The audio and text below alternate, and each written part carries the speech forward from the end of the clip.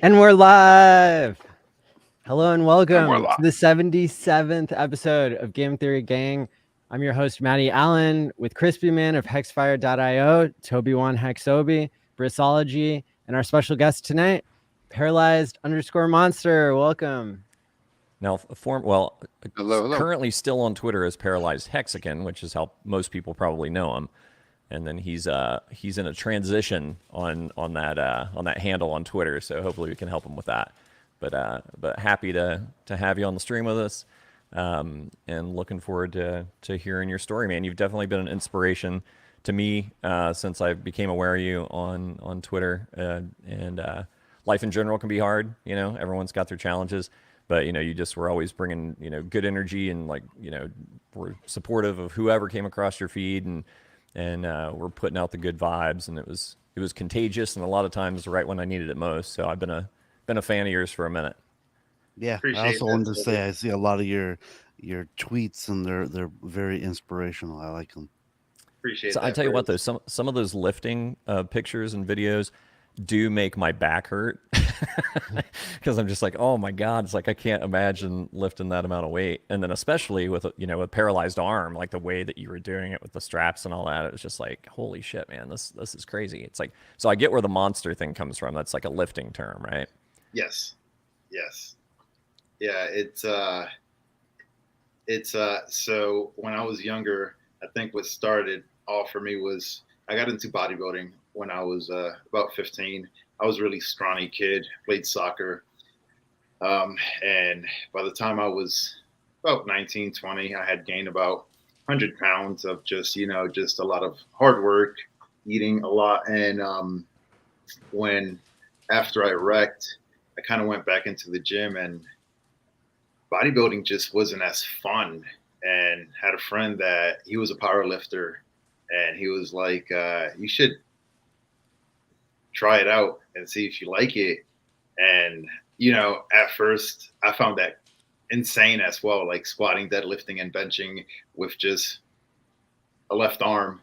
And I started getting into it, and it just became fun because it was really challenging. It was really hard to figure out how to maneuver the bar. Anytime I compete, there is no special requirements for me. I do it just like everybody else does with all the commands. And after I wrecked, I was in a wheelchair for a little bit. So squatting for me became like this iconic lift that I just needed to conquer. And for some reason, I put 500 pounds in my head. That was before I even started squatting. And luckily, I did get there. And it's just fun, to be able to put that weight on my back, because the squat is such an iconic lift because it starts at a such uncomfortable spot because the weight is on your back. So when the weight lands on your back, if your mind betrays you, it's done. You're done. You're not going to get that lift. So anybody can bench, but I want to see somebody put 4, 5, 600 pounds on your back and feel confident with that weight. It's a whole different story. That's impressive. Yeah. Wow. That's awesome. So you were saying the accident said you had said in the green room that it was a motorcycle accident when you were about Yes. 20. Is that correct? Yes. So when I was fortunate that I got into a lot of stuff at a really young age, and automotive cars. When I was young, Fast and the Furious came out, and that really impacted me a lot. So I got into cars, but I was broke. So I wanted to go fast, and I got into bikes. And at the age of 20, I got into a wreck, and that wreck shifted my whole path completely because I always imagined, I always saw guys falling, and you knew that it could take your life away. And I was very aware of that. And I think of just being self aware at a young age kind of helped me navigate through it a lot easier because when I wrecked, I really didn't know what was going to happen. Well, I mean, I wrecked and I woke up like 8 weeks after. I was in a induced coma for about 8 weeks because I passed away a few times in the ER bed. So it was a struggle just to keep me alive. And so when I woke up, this arm was broken in a few spots. So I had a big cast on this arm, and this arm, I couldn't move it. And I didn't really know what was going on until a few weeks after they told me, like, your right arm is paralyzed. We can do a few surgeries and try to get something back, but nothing's guaranteed. So at that point, at first you're hopeful and you're just glad to be alive. And after that, I realized what I really got myself into, but I never pointed the finger at anything but myself. And my father always kept that perspective in me. You put yourself on the bike. Don't forget whose fault initially it is. So I never faulted anything else but myself, which I think that was the key for me to move forward a lot easier. And so I just started doing life.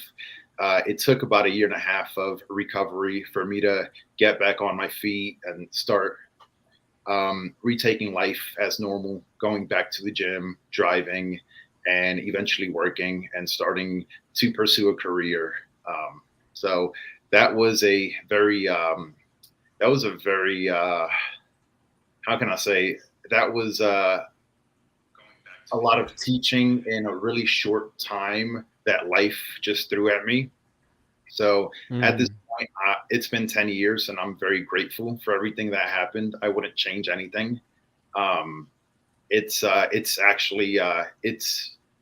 bettered my life in so many ways that many people would never actually assume. Most people that see me, the first statement that they say is, "I'm sorry." And I asked them for what, because you really don't know me and my life is pretty great. And it really showed me, that whatever you set your mind and the perspective that you have will eventually align that life that you want for yourself. That's awesome. Quick question. What kind of motorcycle was it?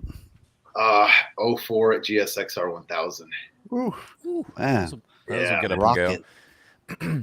Yeah, I the bike basically, after I saw it, it was in a L shaped. I basically smashed to the side of it was like a 04, 05 Highlander. Damn. Wow. Yeah, you're not going to win that fight. No, I basically, so I flew up a few hundred feet and I slammed on a pole on this shoulder, which I slammed so hard. And at that point I was weighing about 240. So I was a heavy guy. And my shoulder and head basically went to opposite extremities. And so your upper extremity on each arm has 5 main roots. 4 of those roots just yanked out of my spinal cord, which can paralyze this whole arm like instantly. Wow. Yeah, so I'm very fortunate to be alive right now and to be talking to all you guys. Yeah, good. I'm happy you're here, bro. It's like, yeah, we're glad you're here. I was always curious too, because it's like, I've had some friends that have had various afflictions that kept them in a wheelchair, whether it was MS or spinal cord injuries, things of that nature. But I was always curious. I'm like, well, wait a second. It's like I just always had assumed, and I'm sure a lot of people do, like when you have a spinal cord injury, it just like wherever the injury is, and it affects everything like below that point. So for you to just be paralyzed on one side, I was like, well, was it like a stroke thing? Was it like a brain thing instead of a spinal thing? Or like, how do you have just one limb paralyzed? It just was crazy, but that's a good explanation of how that would work. Yeah. So you were into self-improvement and overcoming obstacles. I take it before you were into crypto? Yes. Yeah. I've always been a pretty motivated person in general. I don't come from, a privileged setting, a background. I've seen my parents struggle their whole life, and I always knew that life could always be better if you push yourself. And I think that was the one thing that my father did for me. He never gave me luxury goods or, certain privileged amenities, but he always gave me good words to live by.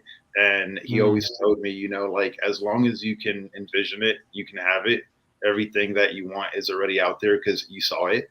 So you just got to build yourself up to become that person to go and obtain it. And, it's just most people, they get frustrated with the process because some things take a while, and that's okay. Like, the process is what's fun. And that's what I've learned, that sometimes the prize, it's cool, but the process, it's what makes you wake up every day and go at it. And that's more important than just obtaining that prize. Because when I was 24, I was fortunate to get into a business that I really wanted to get into. And I remember that I worked, I was 25 when I got the partnership, and I had worked so hard for it. And after I became partners, I got depressed. And I remember being depressed because I didn't have another plan. I didn't set another goal after that. I had worked so hard for that when I was there, it's like, I feel like crap, and I shouldn't. I should feel real good about myself. And I realized that the process means a lot more than just getting to the finish line, because you always have to have a next goal and a next goal just to keep going, because you can get somewhere, but it's like, I've always thought about being in this certain spot, but when I get to that spot, what am I supposed to do? What are you supposed to do? You just got to keep going forward and keep having a longer vision every time. So that's why I think that when I got into crypto, I came in, like, I did hear a lot of the crazy things that it can do for you and the crazy gains, but I never came in with a mindset that I want to become rich overnight or I want success overnight. It's going to take however long it takes. If it takes 5-10 years, whatever it takes, I'm going to enjoy it and go through the process and go through the ups and downs. Kind of like it's more than just the destination, it's the journey. Is Correct. Something that you had seen in your life and you kind of brought that with you to crypto. Correct. And it showed me, like, getting through the processes of, like, I was a bodybuilder at a young age, and for me to gain 100 pounds, I had to eat 5 meals a day for 5 years. I used to wake up at 1 o'clock in the morning and make me a protein shake because I had to stay in anabolic mode. And I did it naturally. I would get accused of taking, peds and gear and stuff like that. I actually got tested about twice in high school for steroids, and I would tell them, like, I'm 100% natural. It's just, you're not going to out-eat me. You're not going to out-train me. I would train twice a day sometimes. And I just always had this work ethic, and I've always been very competitive. You're not going to out-compete me. You're not going to out-train me. You're not going to out-eat me. You're not going to outwork me, period. You put me in the ring with somebody, I'm after you. I'm after you. And I think that's what has put me in a position to be able to succeed and go through life and accomplish anything I want to accomplish. Even now, I compete with fully able bodies, and I've never been last place, and I never will be last place. That's awesome. Wow. So I was like 120 pounds in high school. No one ever tested me for steroids.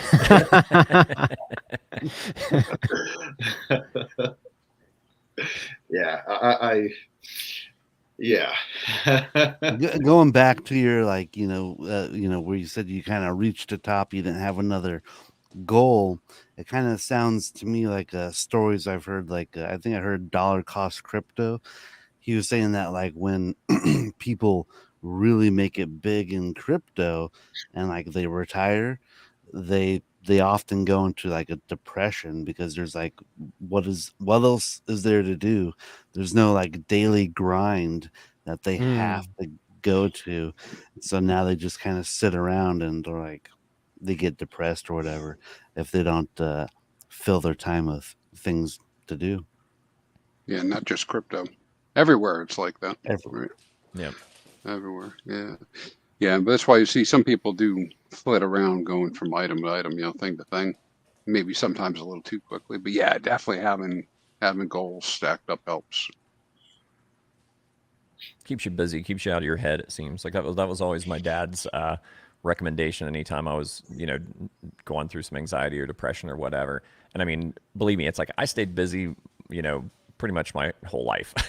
But my dad was at another level. So his answer to that question and all of them was always, well, you're just not working enough. You just got to work harder. You got to do more, and it's Well, like, dude, just like, I feel like I'm doing everything I can, then some. That's why I'm where I'm at. But the funny part is I would find a way to pivot into like, doing something maybe more efficiently or adding something else in that like uses a different part of my brain.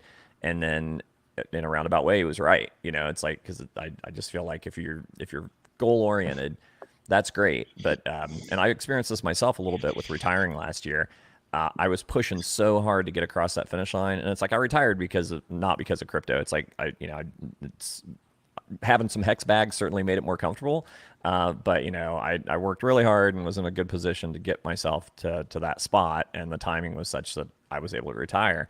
But it was such a push, and I think it was really the first time in my life I experienced any kind of burnout, and I didn't have a plan. So the plan was take a year to 18 months off, spend more time with my elderly parents, and then like I had some loose ideas about like a coral farm and some other like business plans, but nothing concrete. Like everything else was like spreadsheeted, and like I had like an outline or bullet points of like stuff that I wanted to accomplish or do. And it was the first time in my life I didn't have anything like really well delineated. And initially it sounded great. Like, oh, I won't have these responsibilities, and I'll just be able to like kind of float and kind of see how it feels and like decompress and like all these fancy things that make it sound good. And no, it's a fucking nightmare. It's like you got to find stuff to like keep you motivated and keep challenging yourself, because it's like I think that's where people lose their zest for life or kind of get old, quote unquote. It's like you're a much younger man. You're like 20 years younger than me, and it's like some of the skills and the wisdom you've attained already at such a young age. I wish I had it when I was 30, because it's like I did not, and it made for made my life harder than it needed to be in hindsight. Had I known the things that obviously you've got a good grasp on already. But yeah, man, goals are huge, and you got to keep challenging yourself and stretching your brain, seeing what you're capable of. And you never know. It's like you might find something. I started playing guitar when I was in my 40s. It's like, who does that? You know what I mean? It's like, but totally uses a different part of my brain. I suck. I'm not good. I can play maybe 5 chords, but still to do it is to push myself in that way where other people would just think, oh, I missed the boat. I'm too old. I can't do that. I'm too old. It's like, nah, you gotta keep stretching and try to do new stuff. Yeah. Yeah, that's great. So when did you get into crypto? I'm curious, like what your first crypto was. Oh man. So I got into crypto at the beginning of 21 at the top. Oh, welcome. Wait. Can I make a guess? You were driving a Gixxer. Was your first crypto Dogecoin? No, it was not. So it was actually ETH at around like $1,600. So so right before crypto, I actually did have a really good friend. He was into Doge, and right before I looked at crypto, I was looking into the stock market because I was wanting to invest. I was about 27 when I was looking into all of this, and I started looking at the stock market and had a few friends, asked them about it, and they just said, it's just a long-term hold. You just invest every year and you just hold it for 15, 20 years and you'll do fine. And the same week, I read a quote from Elon Musk. I think it was him. He said, if you have a 10-year plan, ask yourself how you can do it in 6 months. More than likely you won't accomplish it, but you'll be a lot closer to it.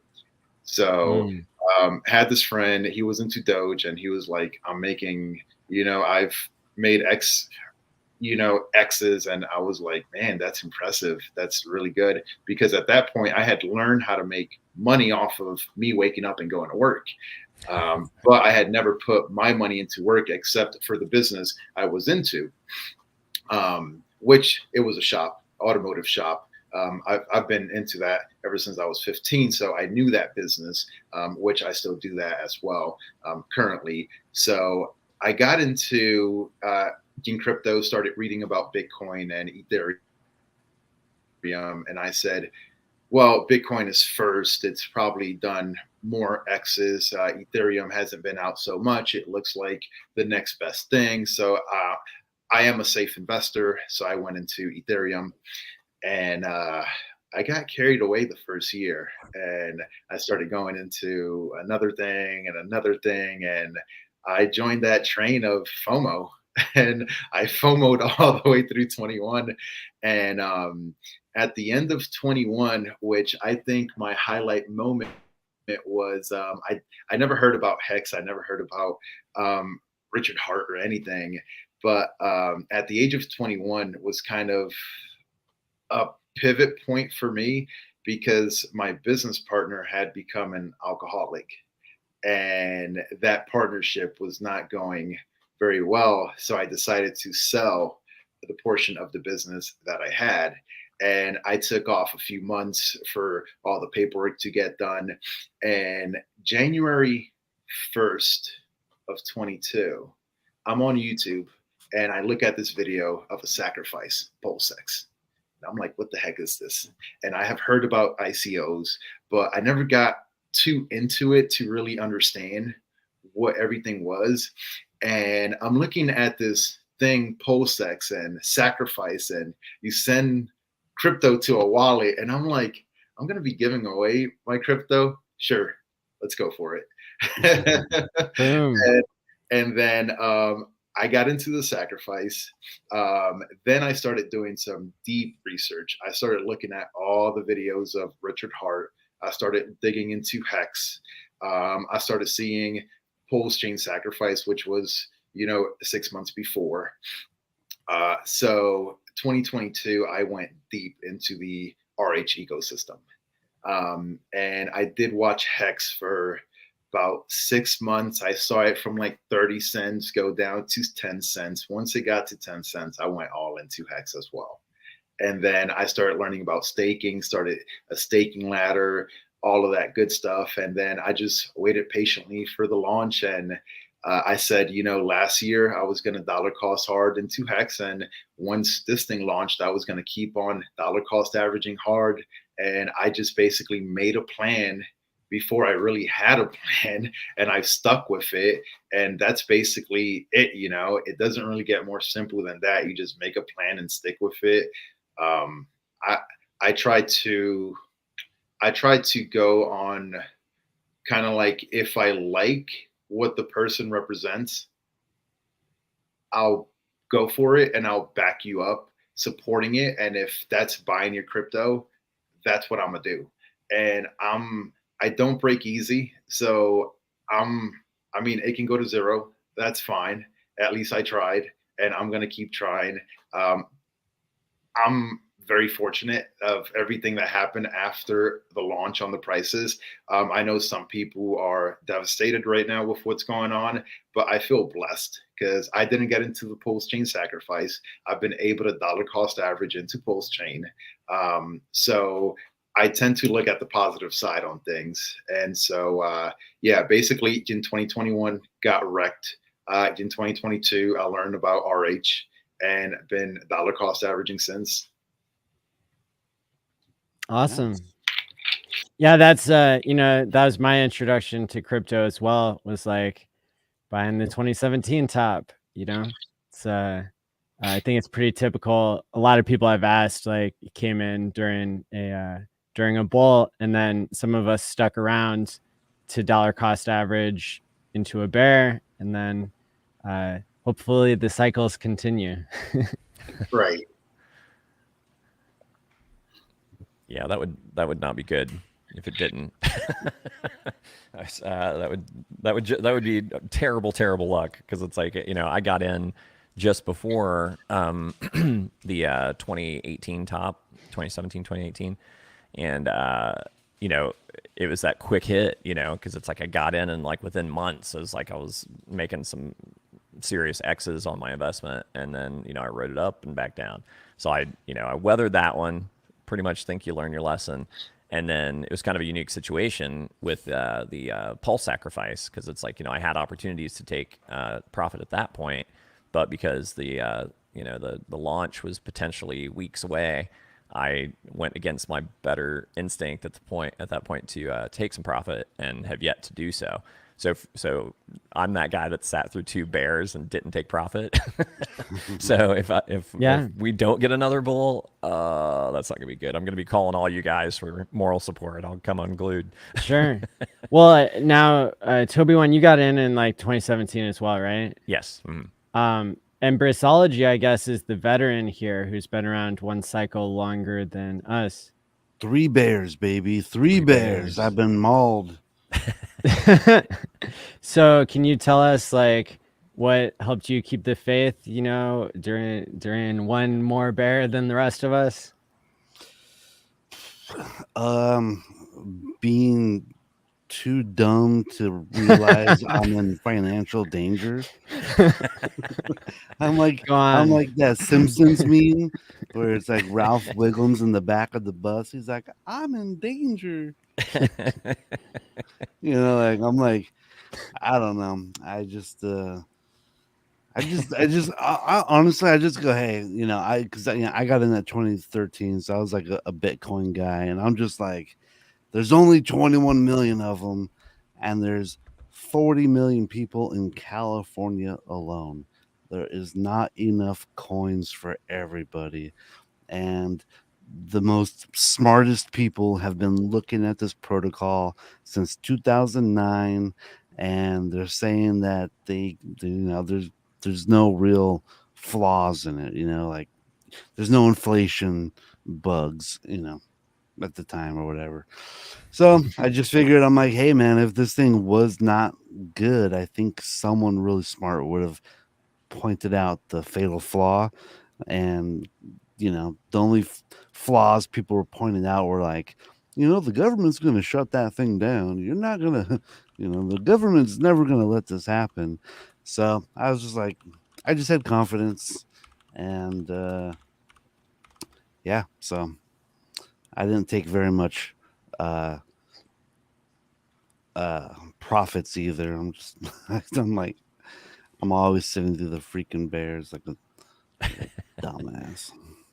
Well, then I guess that that kind of answers my question. If you had, like, after sitting through a couple, if you had a plan about like DCing out some at the top to take profit, if you had like something to lean into as opposed to just, because if you it don't really have a wasn't plan, until this third cycle that like, okay, I really get, these cycles, because before it was like, the first cycle was in 2013, and then the next one was in 2017, and no one really truly understood these cycles quite yet. Like the most we had to go on was who was that one guy with the chart of Bitcoin and the supply, kind of like gold. I forget what the name of the chart was.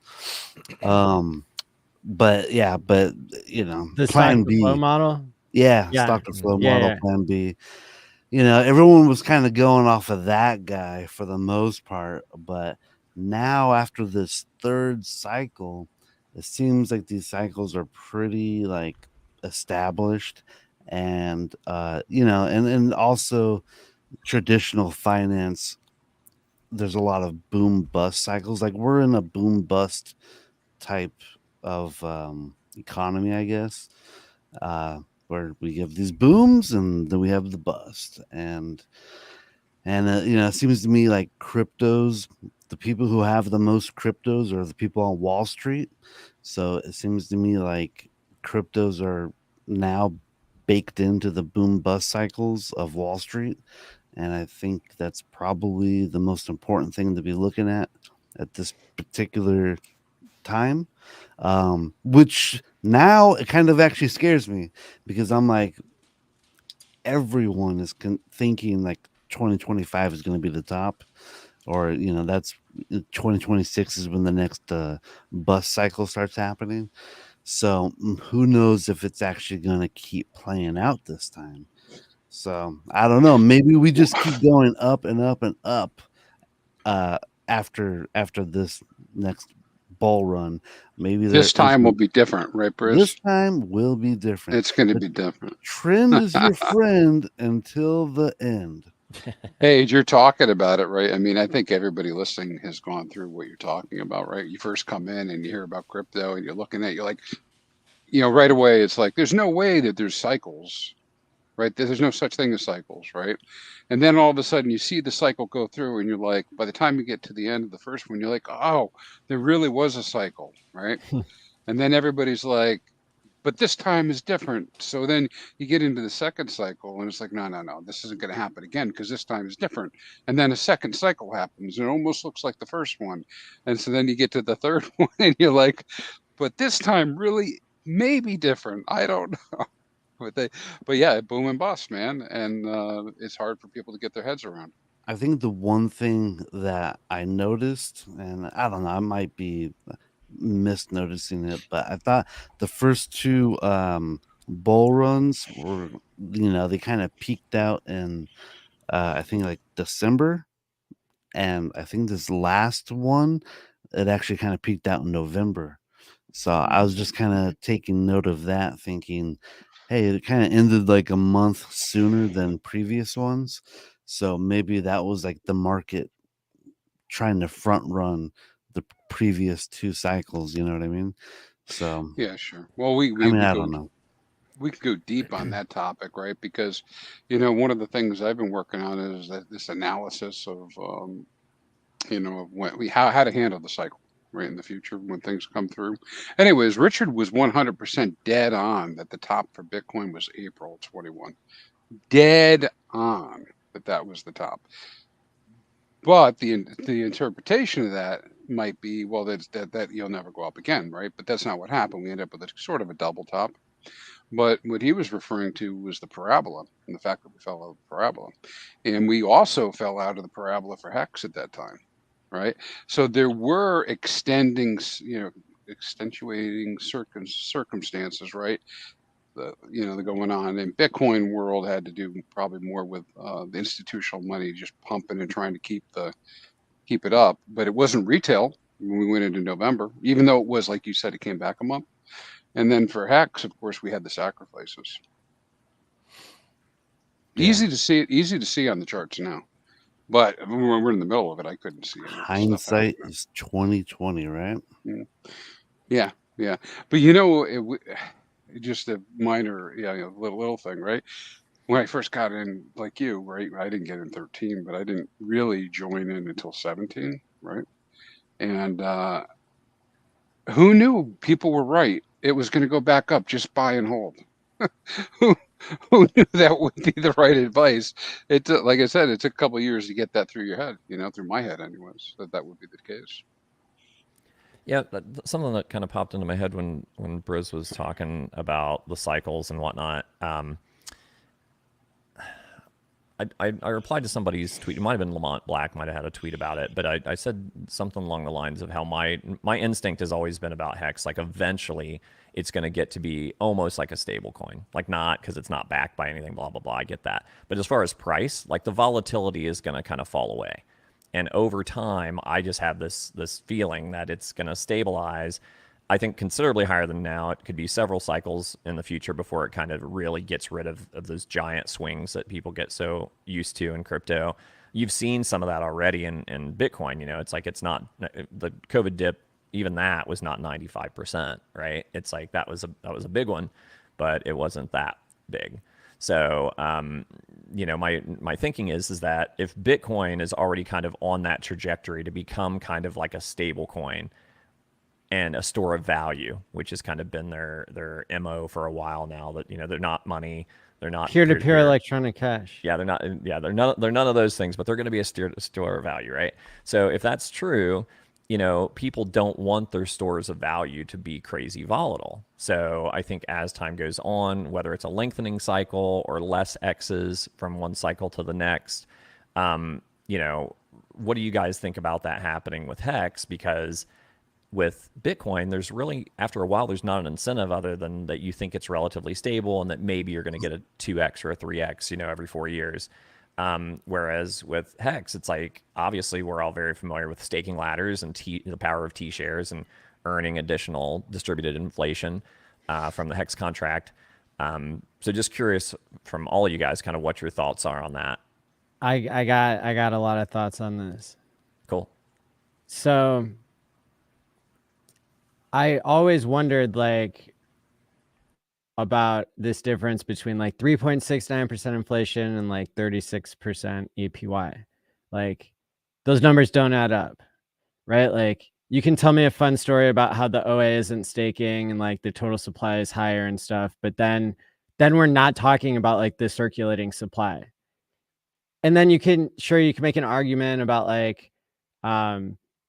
the OA coins are circulating, blah, blah, blah, right? Because they sacrificed and they protected the entire stablecoin, they protected the entire crypto market from collapse whenever USDC was failing. So yeah, massive respect there to the OA coins. They are circulating in one sense, but they aren't selling. And so if we readjust how we look at the total supply, and I'm not saying that I have any expectations that the OA won't sell, but if we play the game of measuring inflation, if you get 36% APY, the inflation is 36%. And that's delayed until people's time locks come out. Now, what percentage of coins are time locked? 75% of user controlled coins are time locked.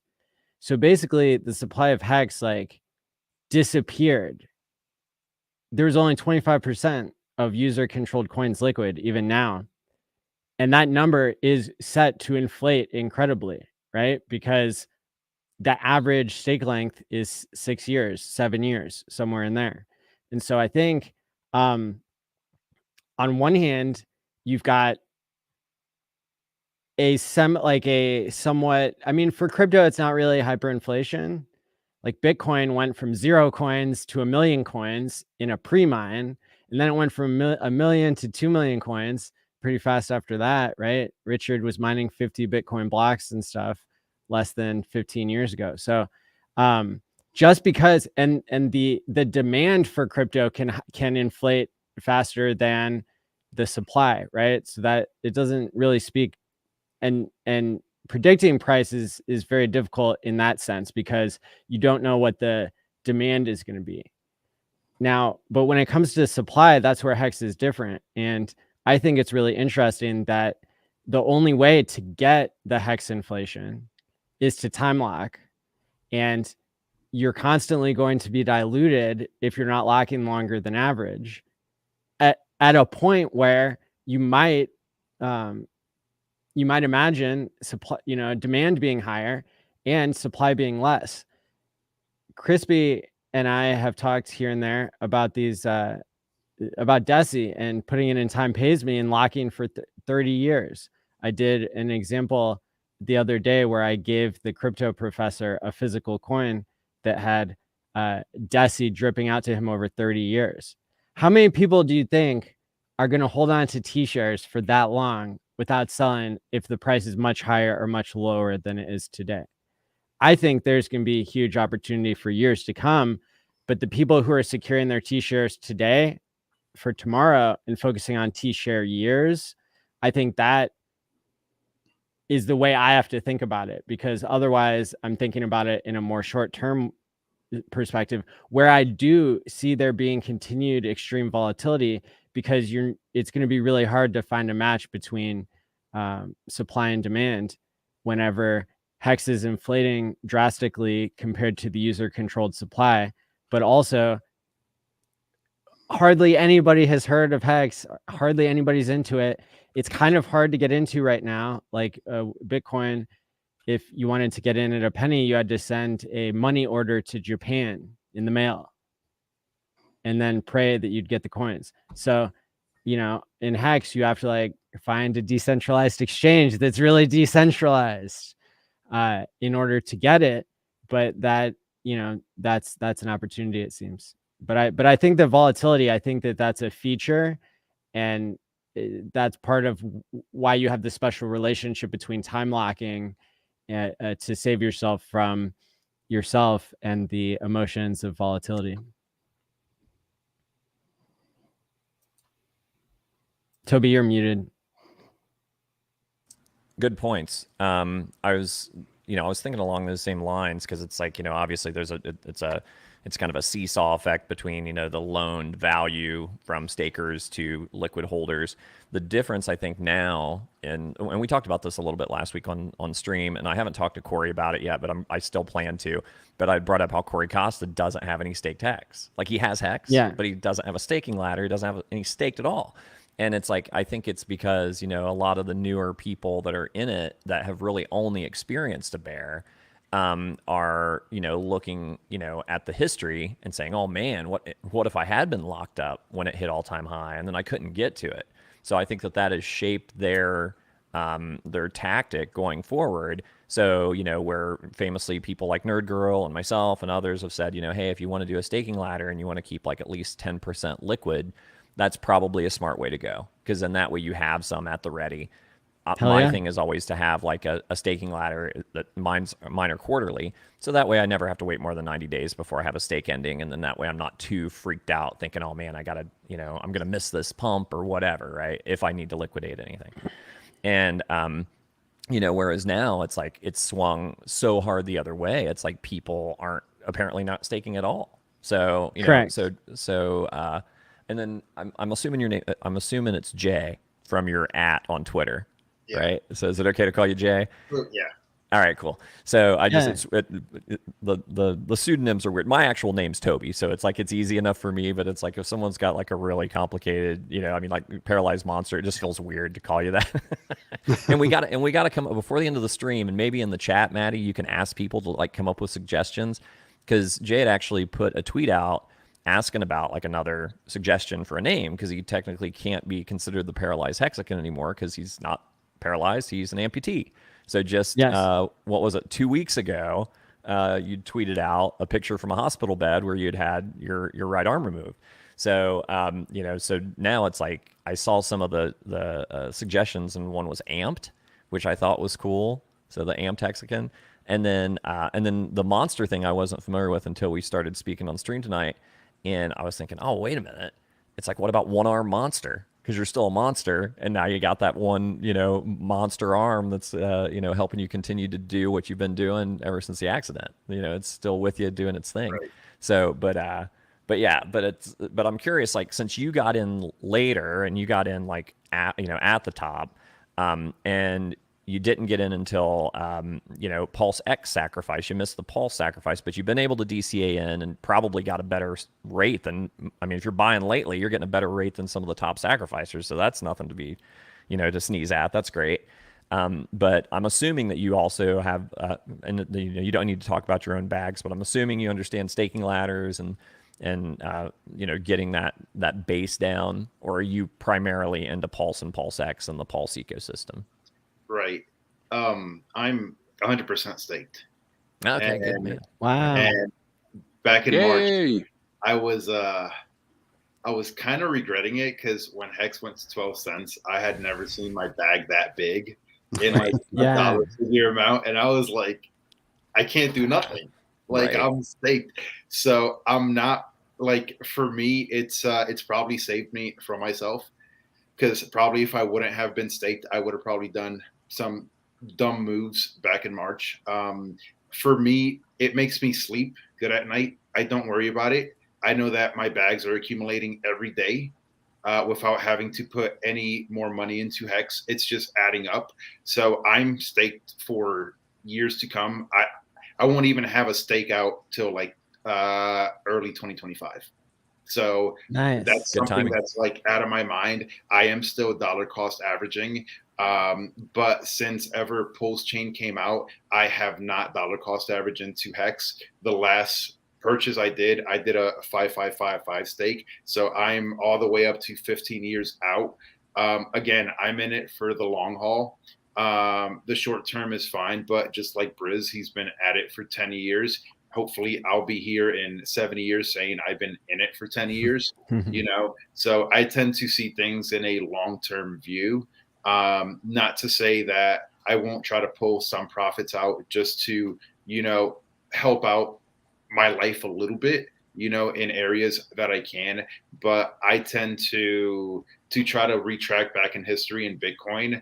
Back in 2011, I was 18. I was already working. I'm like, man, if I just would have put $1,000 into that thing, but I never heard about it. So I'm not gonna make that same mistake. And one thing that I talk to people on Twitter, on the DMs and stuff like that, that helps me out is I have a good career that I enjoy doing. And I've financially set up my life to where I don't need my investments. So for me, the staking ladder or staking itself has been a blessing. And I remember my father years ago talking about CDs and banks. So when I found Hex, I was like, oh, this is a crypto CD. Like it's cool. I can grab some money, lock it in, not worry about it, and it being decentralized code that nobody can tamper with just makes me sleep good at night, not having to worry about it. So for me, I Yeah. prefer just being staked and it accumulating without me having to worry about going and buying more, every week because it's just already doing it for me. You That's know, what's up. Nice. back in high school, I was over at a buddy's house, and he was telling me that his grandpa had given him a CD. And I'm like, and he was just kind of telling me about it. And like, I'm back in high school. I knew nothing about anything. And I just remember that really sticking with me. Like, I can still remember being inside his bedroom and like talking to him. He's like, yeah, my grandpa gave me, a CD for Christmas. Like, it racks up money and you get it at the end of the period. I was just thinking, I'm like, man, that is so cool. I wish my family gave me CDs, but and then years later we got Hex. So I just yeah. And Brisology, I think you would like the fact that before Pulse Chain came out, there were 10.5 million TShares. See, but now that we've got a copy on both chains, it's a perfect 21 million, just like Bitcoin. That's So, true, huh? there you go. But it is reducing. It is reducing. And are there more or less people in California now than 10 years ago? Might be I'm less. sure there's more. I'm sure there's a lot more. I heard there was a big exodus from California. So Yeah, actually, people might be moving out of California. yeah. Okay, well, As a Californian, I think it should be illegal for Californians to move out of California. You need to stay there and pay their share. You did your damage. Now you gotta pay. You made your Well, bed. Now you gotta lay in it. it sounds like T-shares are still pretty scarce, kind of like Bitcoin. So there you go. So Paralyzed Monster, can you tell us a little bit more about this journey that you went on recently when it comes to making the decision to amputate and how you see that? Oh, definitely. So it was a decision that I had mentally done years ago. I just wasn't. I didn't have the variables or the circumstance for me to be able to do it. Like I said, me and my the previous business partner I had, we had a fallout, and when that happened, I really didn't have a plan B in life. At the age of 27, I was just happy to be partnered in business with somebody. It was a very successful business. I was doing really good for myself. But he became a very he wasn't the person I met initially, so he changed his ways. So I took that decision one night. I was talking to my girl and I was like, I'm miserable and I think I'm just not where I need to be. I didn't have a plan B or anything. So all I said, you know what, I'm done here. So the last 2 years have been really rebuilding, but I was so fortunate that I had made a name for myself in the area. So the same business I had, uh, a- after everything was done on the sellout, I started managing 5 of those businesses instead of just one for a local owner I had met beforehand. So going from 1 to 5, running 9 employees to 40 employees was definitely a learning curve for me. Being able to sit down and coach a lot of people, it opened up a lot of doors too, because I've been able to impact a lot more people, just build them up. So this was something that I wanted to do, but my family's security and my stability was always number one. So I always had the intention of doing it, but I am a workaholic. So for me to take a vacation or take time off, it's Mm. it's kind of it's out of the picture. Just to give you a perspective, the last vacation I took, besides that little gap of selling the business, was about 6 years ago that I really took a vacation. So, Wow.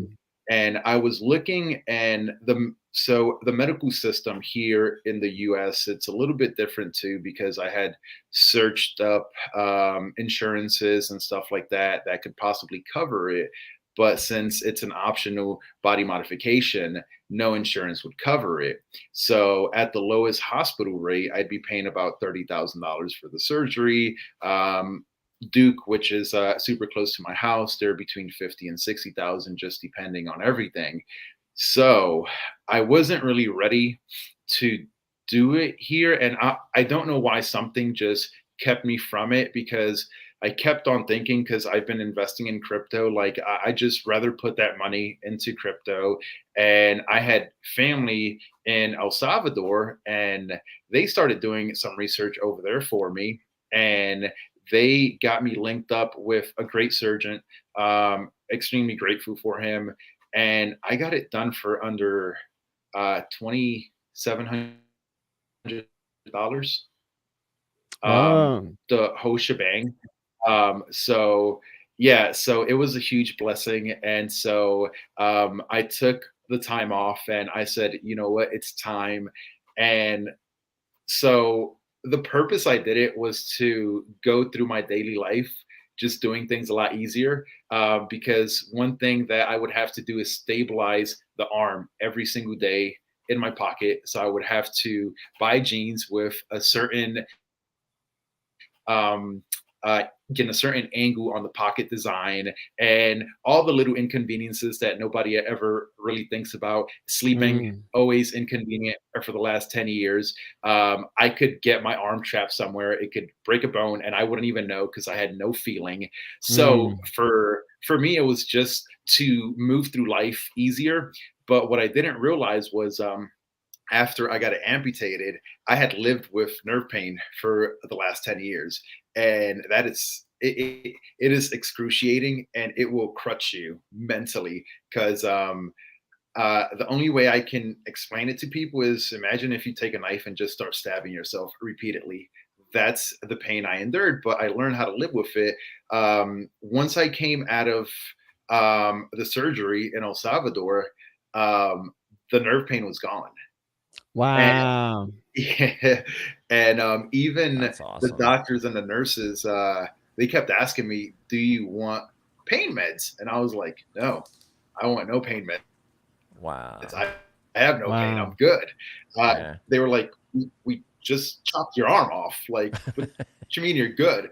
I was like, "You have no idea what I feel now. It's non-comparable to what I felt before."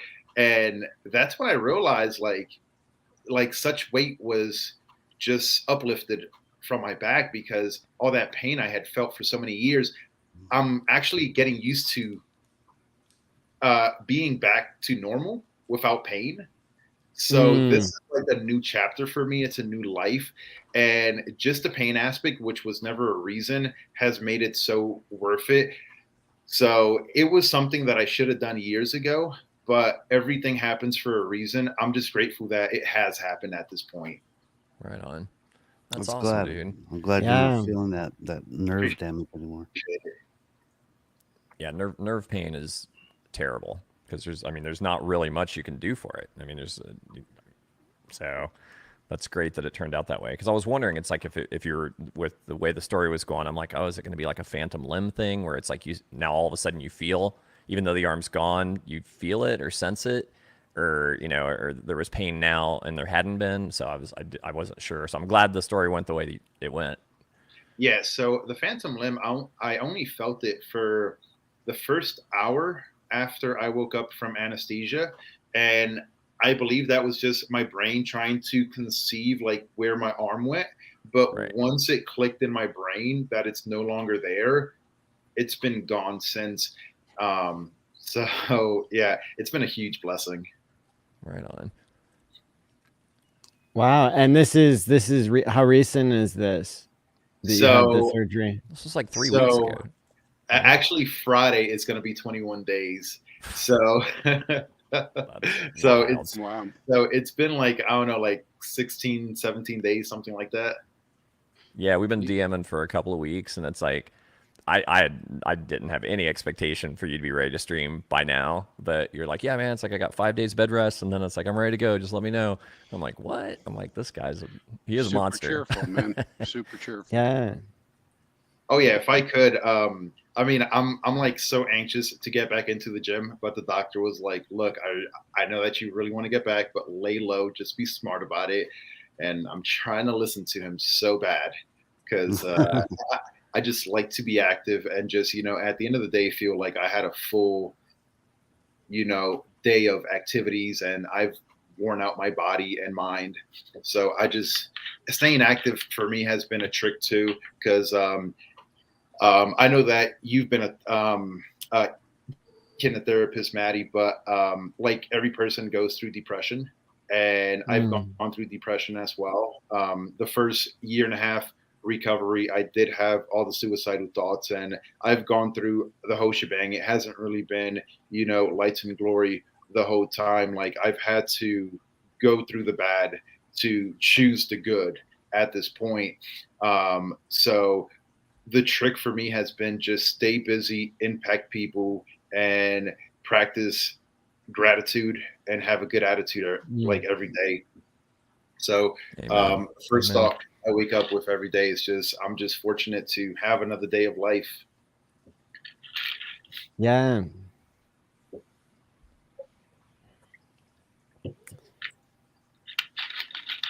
That's really inspirational. I'm really glad you shared your story with us.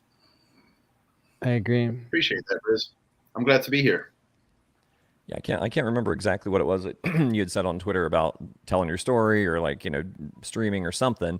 And I just immediately just jumped on. I'm like, dude, it's like we got to get him on Gang Theory Gang. So it's like I reached out to Maddie, and it was like, yeah, this is especially now. You know what I mean? Because it's like, the stuff you're going through, although it's very specific, and not everybody has had a paralyzed arm and nearly lost their life in a motorcycle accident and then amputated the arm 10 years later. I mean, that's a very unique story, but there's so much in that people can relate to. The challenges of something being very different in your life, and then having to transition how you operate, how you move through the world, right? And like how you think about things, and how you have to overcome obstacles that are presented to you, and how you navigate all that.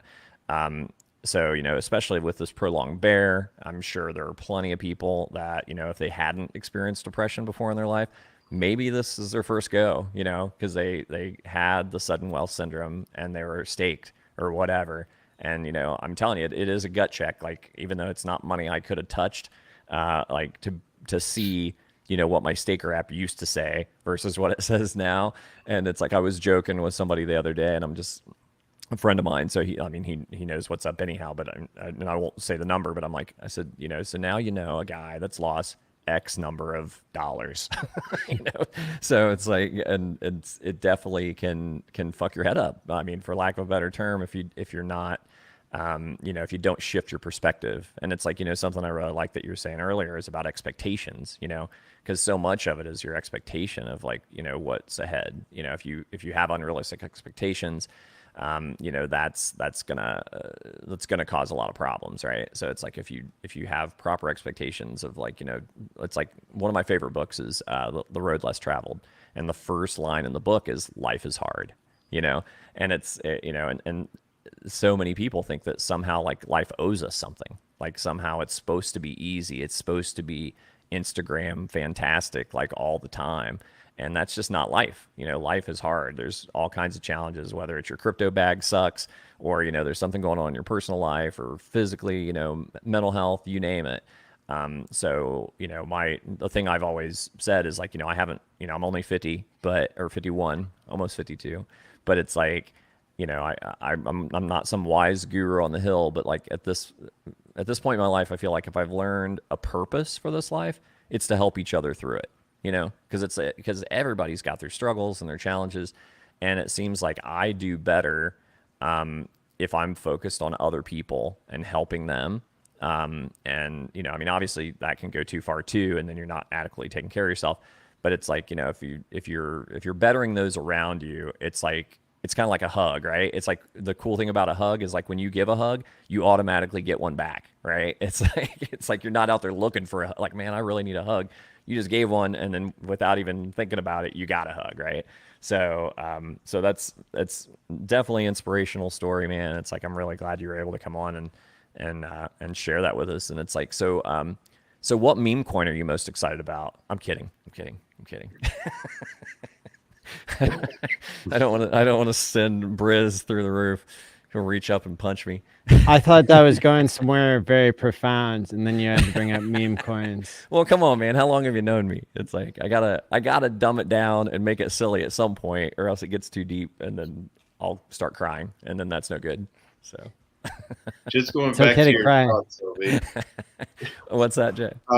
So just going back to your thought about losing, I'm an avid for losing and for getting beat down in life, because that's what you need in life to get anywhere. And this is basically, kind of like my testament. And at 20, I lost something that money can't buy. At 27, I lost a $1.6 million producing business because of a drunk business partner. So I'm where I am today because I've lost everything. And things that money can't buy. And it's really put me in the best position in life because, again, like every day, like people set an alarm expecting to wake up the next day. Like tomorrow's not guaranteed. And you better make the most out of today, dude, because 100%. You don't know who's not going to be there tomorrow, And people think that losing money is hard. Try losing a mother, try losing a father, try losing a kid, try losing a loved one, a friend. Like once you put it into perspective, what losing real, genuine things that mean stuff to you versus money, as long as I can wake up and I can talk and I can move, I can go make money, and people need to realize that it's not all about money. You take gambles and some things work and other things don't work out. At the end of the day, keep moving forward, because you can try 10 different things. Sometimes you just got to win once, just like Richard Hart says, you just got to win that one time, but you got to keep on searching for that one thing that's going to make that big win.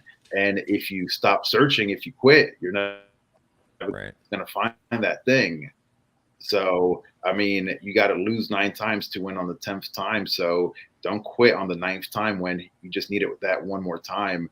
So, I try to put my story out there because I do see the pain. I see people suffering. I see them, capitulating and just not believing. But at the end of the day, how serious is it? Like, have you lost your life? Have you lost your family? Have you lost your kids, your health?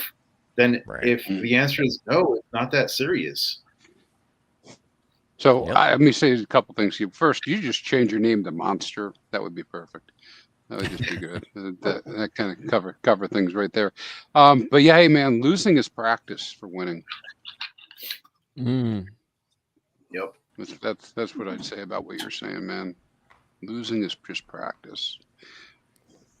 Didn't Thomas Edison or someone say, I learned how to not make a light bulb like 99 times?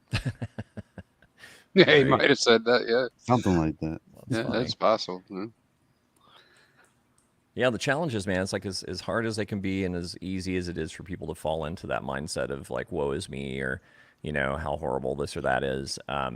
It's like the challenges really are like, I mean, it sounds weird to say it out loud, but it's like they're kind of the best part of life, because it's like it opens doors for you that you didn't even know was a door, right? It's like there's probably a man you would have been had you never had that accident, but you couldn't imagine where your life would be. I mean, you wouldn't be on the stream right now with us, right? It's like they're very unlikely that all of our paths would have crossed, or you would have been exposed to the Richard Hardy ecosystem or any of it.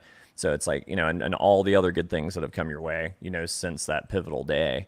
But there's so many people could look at something like that and be like, oh man, that's it. And there's people that do that. They give up, right? They just give up on life. And it's like, I mean, I've been called an eternal optimist in not the most friendly manner more than once in my life.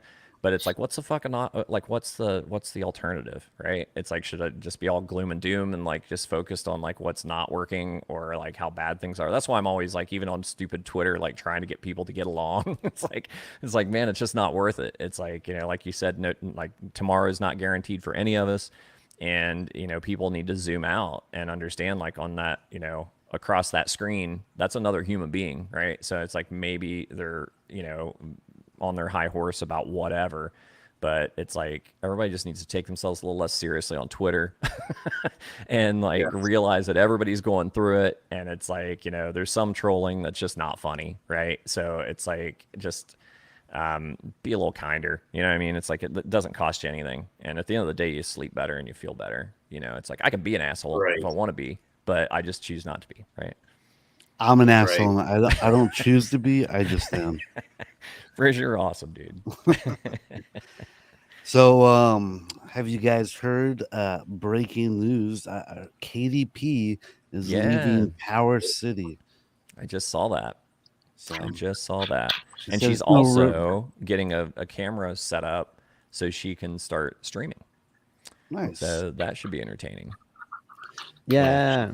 She said there didn't have anything to do with, Power City or anything like that. She just said she's moving on.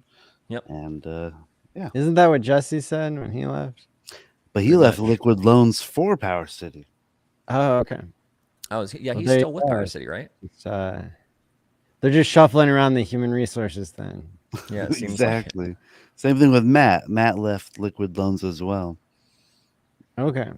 Yeah. But yeah. So it's just kind of I just wanted to put that out there. I saw that right before the stream happened, so I wanted to, Yeah, Katie's great, man. There. She's just a wealth of knowledge. It's like I think she's a perfect example of how you don't judge a book by its cover. It's like somebody sees a pretty girl on Twitter and you just think it's going to be nothing but thirst traps. But I mean, she brings the knowledge. Like the girl does her research, she knows her stuff, and I'm super happy to have her in the community and excited to see what she's got coming next. She's probably top 5 people in the world that are most knowledgeable about Pulse Chain, and dude, she's on it. I'm including the devs in right. I mean, like Richard's devs. Like I don't even know where like to start with some of the stuff that she knows already, and it's just I've learned a ton from following her on Twitter. So it's like I'm really excited to see what she said. It's going to be called Crypto with KDP.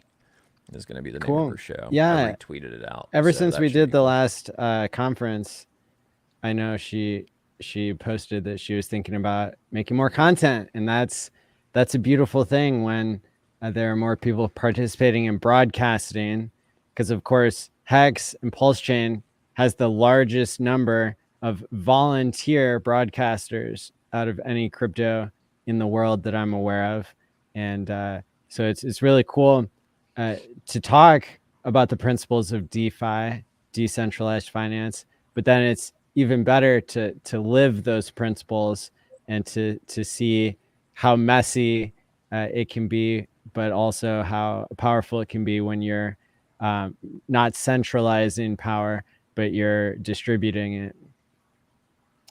Yep. I try to encourage everyone, if they can, to start a YouTube channel, start talking about the stuff that you want to talk about. Everyone has a voice and everyone has an audience. And, like, even if you don't think you're all that interesting, I know someone will probably think you are. And, if you've ever commented on any YouTube stream, you already have a YouTube channel. You just need to start posting videos. So you know, when you have an account with Google, you're ready to go. And so yeah, just get started. Yep. Well, it's remarkable too about how, your audience will find you, right? It's like, I mean, I was really surprised and humbled, at some of the meetups. And then when I was going around promoting the Highest of Stakes movie, with Maddie and Austin and, down in Miami and meeting people and then them being like excited to meet me. I'm like, what? And it's like, yeah, you're one of our favorite Hexicans. And I love when you're talking about this or that, or it's like, or they'll recount something to me that I had shared. And it's like, it was really reinforcing because it's like, we're just like all sitting in our living rooms or bedrooms or wherever and like talking into a camera, right? It's like, yeah, we're together like on stream, but it's like, it's just us kind of speaking out into the void. And I watch the chat and stuff, and that's great, and I love the participation there. But then when you realize that you're impacting real people and like, that they're taking things that they've learned from you, just like I was saying how much I'd learned from KDP, it's exponential. It grows. And the only way you're going to know like your reach, it's just like you, Jay, when, you were able to kind of take what you had known from your one operation and go to 5 and then go from 9 employees to 40. There was a learning curve there, but now your reach is that much broader, right? And it's like not only are you impacting those people as employees, but as human beings, right? So that's the thing is like, had you not taken that chance to do that, then your reach would just still be the reach it was, right? But you took a chance and your reach is bigger. So just like Maddie's saying, it's like, I think there's some great streamers in our community that have never turned a camera on yet, and look at the progression of guys like Maddie and Hexologist and RG3 and all those guys. If you go back to their early streams, it's like they didn't know what the fuck they were doing. It's like they were figuring it out. They were shooting. Right. Yeah, they were just flying by the seat of their pants, and it's like, but they stuck with it and kept doing it, and it's like, it's amazing the community that they've helped build by sharing their thoughts and feelings on that and giving other people a platform. To do the same. Right. I do encourage people to, sometimes watching influencers, it could be intimidating because you do come into an ecosystem where you're new and you don't know a lot, and you start watching a lot of these guys that know TA, and not everybody's going to be good at the same thing. It's like I'm huge into the car community. I go to Cars and Coffee, and there's 500, 1,000 cars. So there's thousands of people. So you can go to these bubbles of communities and talk about what you're into, about crypto and stuff like that. So sometimes, you can do a TikTok about skateboarding, and you can go to a skate park and talk to people there about crypto. So don't feel like you have to be a TA expert showing charts and doing this. It's like, for me, I can attract people by me lifting and, posting videos. And that's why I do it. It's to attract attention. And when you come to my channel, you see that I'm a Hexican, that I'm into Hex and Pulse Chain and Pulse X. And then I can start, recommending these things to you. But I didn't attract you by talking to you about crypto. I attracted you by something differently. So there's different ways to bring the masses to you, and not one size fits all. So there's different ways of doing it. So you just got to figure out what's your way of being able to reach out to people.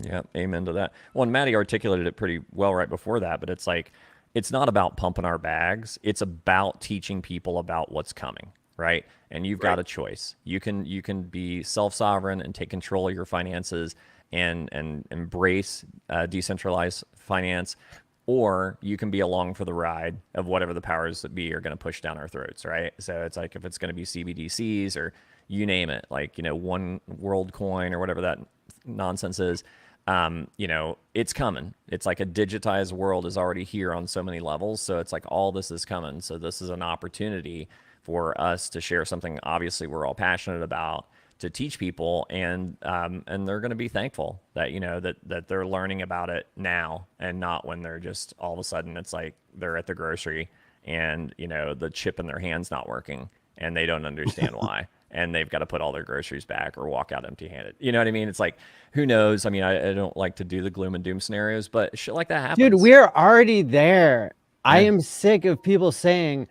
CBDCs are coming. Dude, you already have a chip. It's called a credit card and a phone. You're already a cyborg. It's just not implanted in you. But how many people walk around without their cell phones? So you have a supercomputer strapped to you. Oh, true, man. And you can get shut off.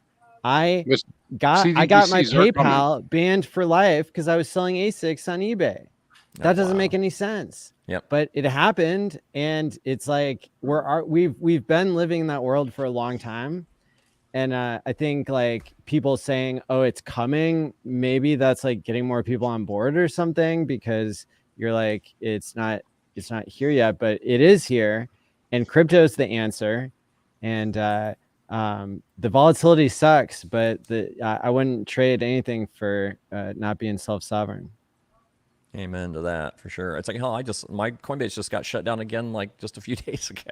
Oh, and dude. I just went through it it was like 10 weeks or something to get it like unblocked or whatever last time. And they never did give me a reason of why. So thankfully it's like I've got other options. And then the OX Coast thing is super cool. For those that haven't checked that out yet, the fees are a little higher, but it's like, I prefer not having to deal with centralized exchanges if I can avoid it.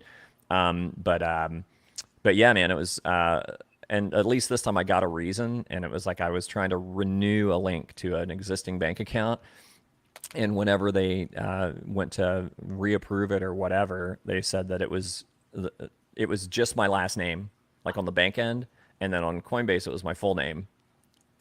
And it was like, they don't match, so everything's locked. Like, you can't do anything. You can't send, you can't receive, you can't buy, you can't sell, you can't do anything. And then contact support. So then it's like, was it just with that one bank account, or was it your entire Coinbase? It shut down the whole thing. And it's like, so I sent them a message through support. I'm like, can you just like remove that bank account then, if that's the problem? It's like everything else works, or was. So yeah, just so aggravating. And it's like, and how many times, like I was, I'm a night owl, so, and my sleep schedule is kind of wonky. So there are times that I'll be up at 4:30 in the morning or something. I'm normally not up that late, but it's like I will be, and then I think I could do some banking stuff, right? Nope. System down for maintenance. Like, how many times have we seen that? And it's like, or what if you did have a problem and you're traveling or whatever? It's like you're at the mercy. It's like they've got you. Where By the way, who was it that I saw on Twitter reported today that the base was down? Yeah, Dipcatcher. The base chain. Hexicans unaffected. Wait, hey, I'm trying to get some money off Friend Tech, so I am affected. Well, good luck with that, man. I don't know. But yeah, it's that's part of what I was talking about the past couple of weeks, is like discovering that they only have one validator, and it's like this optimism technology that's not even very proven it's kind of funny. Well, it's like people say all the time, it's remarkable any of this stuff works at all. I mean, it's very complex stuff, and not a lot has to go wrong for it to just fall apart. So I know there were people kind of crabbing a little bit last week about PulseX, buy and burn, and all that. But it's like, man, it's like, if that's the biggest complaint you have of like what's, Richard's released so far, get out of here, bro. It's like, come on. It's like, that was nothing. And it's worked itself out very quickly. Yeah, so it's like, I'm thrilled to be in this ecosystem. It's like, I know the prices are, not what we want them to be, but, I'm still buying in. I'm still doing my DCA where I can. I don't have the cash flow I used to, but it's like, when I can scrounge something, I'm buying the dips, right? Because it's like I think it's gonna give some huge opportunities. And then the thing too, I just thought about this earlier. Jay was saying something, and it brought this to mind about like taking profits, right? Like we're all kind of anticipating this time around. Briz went through 3 bears, Maddie and Crispy and I have gone through 2. You've just gone through your first and aren't back to the bull quite yet. And so we're anticipating taking profits in some way. If the rest of us remember, think of all the free shit we got. Look at all the free stuff from like Richard giving us a heads up about it, or just happening because you sacrificed for Pulse, or you had a HEX staking ladder or whatever, and you just got like literally thousands of dollars of free money, just sprinkle. Thanks for being in crypto, bro. So it's like that's something too. Like when the bull market comes around, how many projects like that? I mean, even some of the stuff that people sacrifice for that aren't out yet. Who knows what kind of spinoffs and other things that are going to happen? Where it's like you might not even have to, sell any of your yield from your HEX stakes. I mean, you might be so flush with free stuff getting thrown at you because people want your attention in one way or another that you're good. It's like I did a thing a while back. Like obviously it was before the fork, and I think it was like a high level dolphin. So I don't know what the prices were at that point, but whatever. I did the math on it, and it's like if you were a mid to high level dolphin, you were making like 50 grand a year in Hedron, which is just crazy. You know what I mean? Like just to have $50,000 a year and like to do nothing, just like here's free, go print it, it's yours. It's bonkers. So like when the prices get back to what they once were, and people are able to take profits in that manner.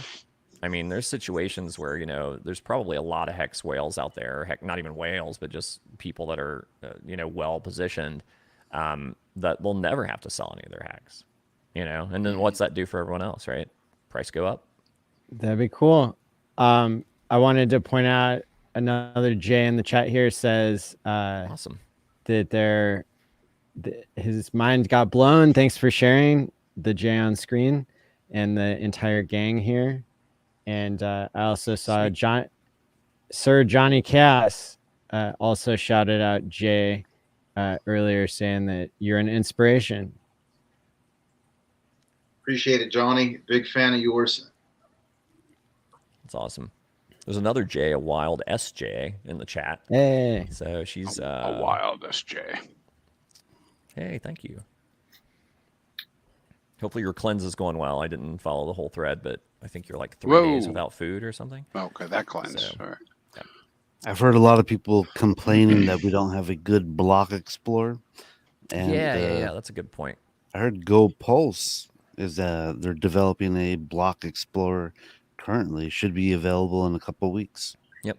Yeah, I That's so cool. I was the wet blanket on that, but it's like it's so funny because it's like I like Dipcatcher. It's like we've talked a number of times. I got a ton of respect for the guy. It's like I think he's done some really good stuff for the community and just really, really smart and super tall. Like if you ever meet the guy, it's like what the fuck, dude. It's Don't like, say anything bad about him now. No, I mean he knows how I feel. It's like I've been critical of things and we've worked it out in the past, but it's like he's just really smart, level-headed. Love the guy. But I felt kind of like a little tentative to like say anything because he gets really excited and he digs deep on stuff. I mean, like he brings out like so much great. I mean, kind of like KDP, lots of good knowledge that like I'm not putting in that kind of work. God bless him for digging deep. It's like I'm not going to shit on the guy by any means. But he was talking about how many how much would you donate for us to do a block explorer? And it was going to be like $100,000 a year or something with like I can't remember the name of the protocol. It's like kind of a out of the box solution that you can basically like a subscription service. Yeah, it's not Ether. Etherscan's $1 million. Yeah, $1 million. Yeah, so this one's much cheaper, but he was curious and was trying to figure out like a way to maybe facilitate this. And so I felt like a little bit of a jerk because it's like I didn't want to be like a complete wet blanket, but I'm like, whoa, it's like what's the return? What's the ROI on that? You know what I mean? It's like how bad do we really need a better block explorer right now? It's like wouldn't that $100,000 be like better put like that economic energy into onboarding, or even to buying the price up? Or I mean, not like that would make that big of a difference, but still, to me it seems like we $100K a month. No, $100K a year. So it's not bad.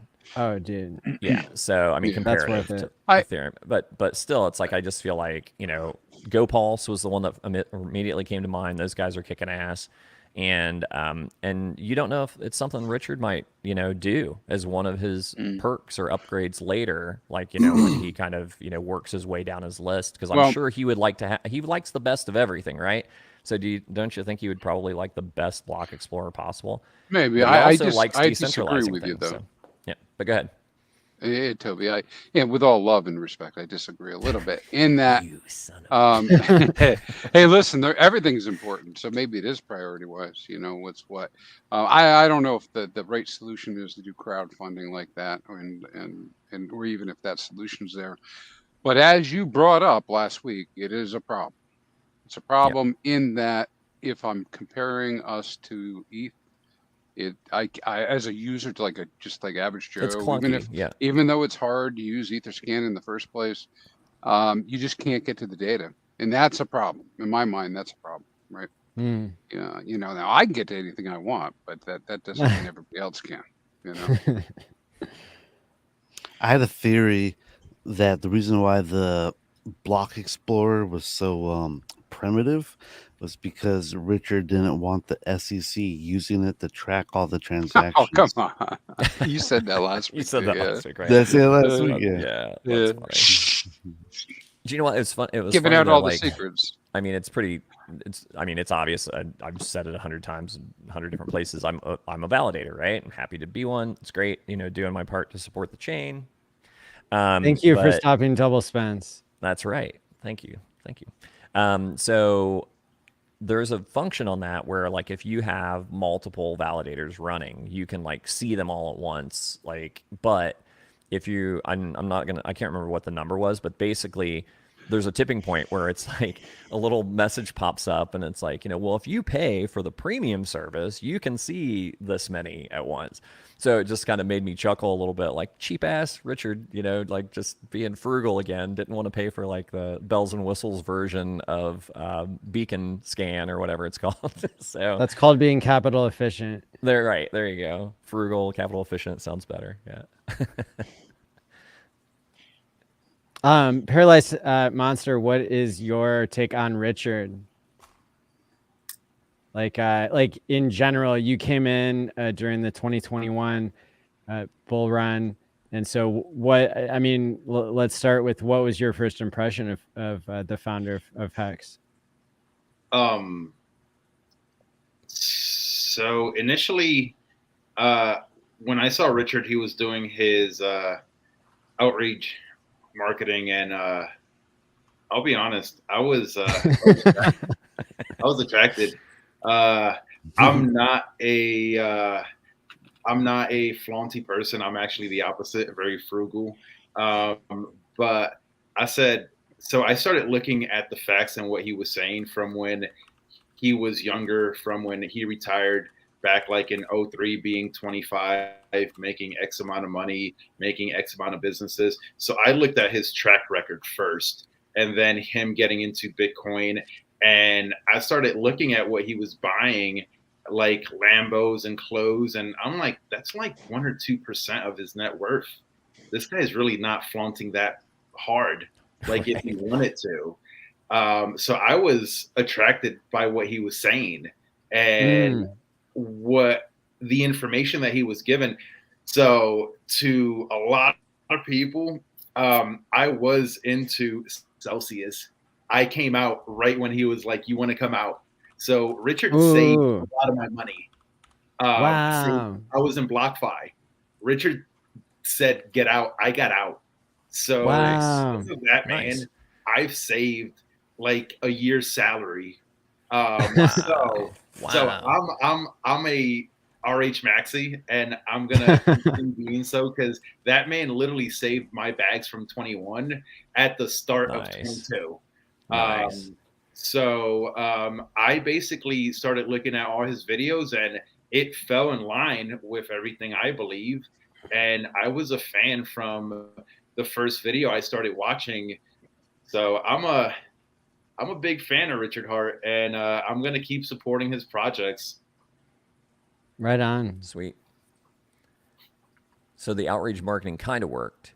Oh, It's it like, worked. but it was like, but you took the initiative to listen, like, and like dig Yep. deeper Yeah. and see what the message was beyond the flash.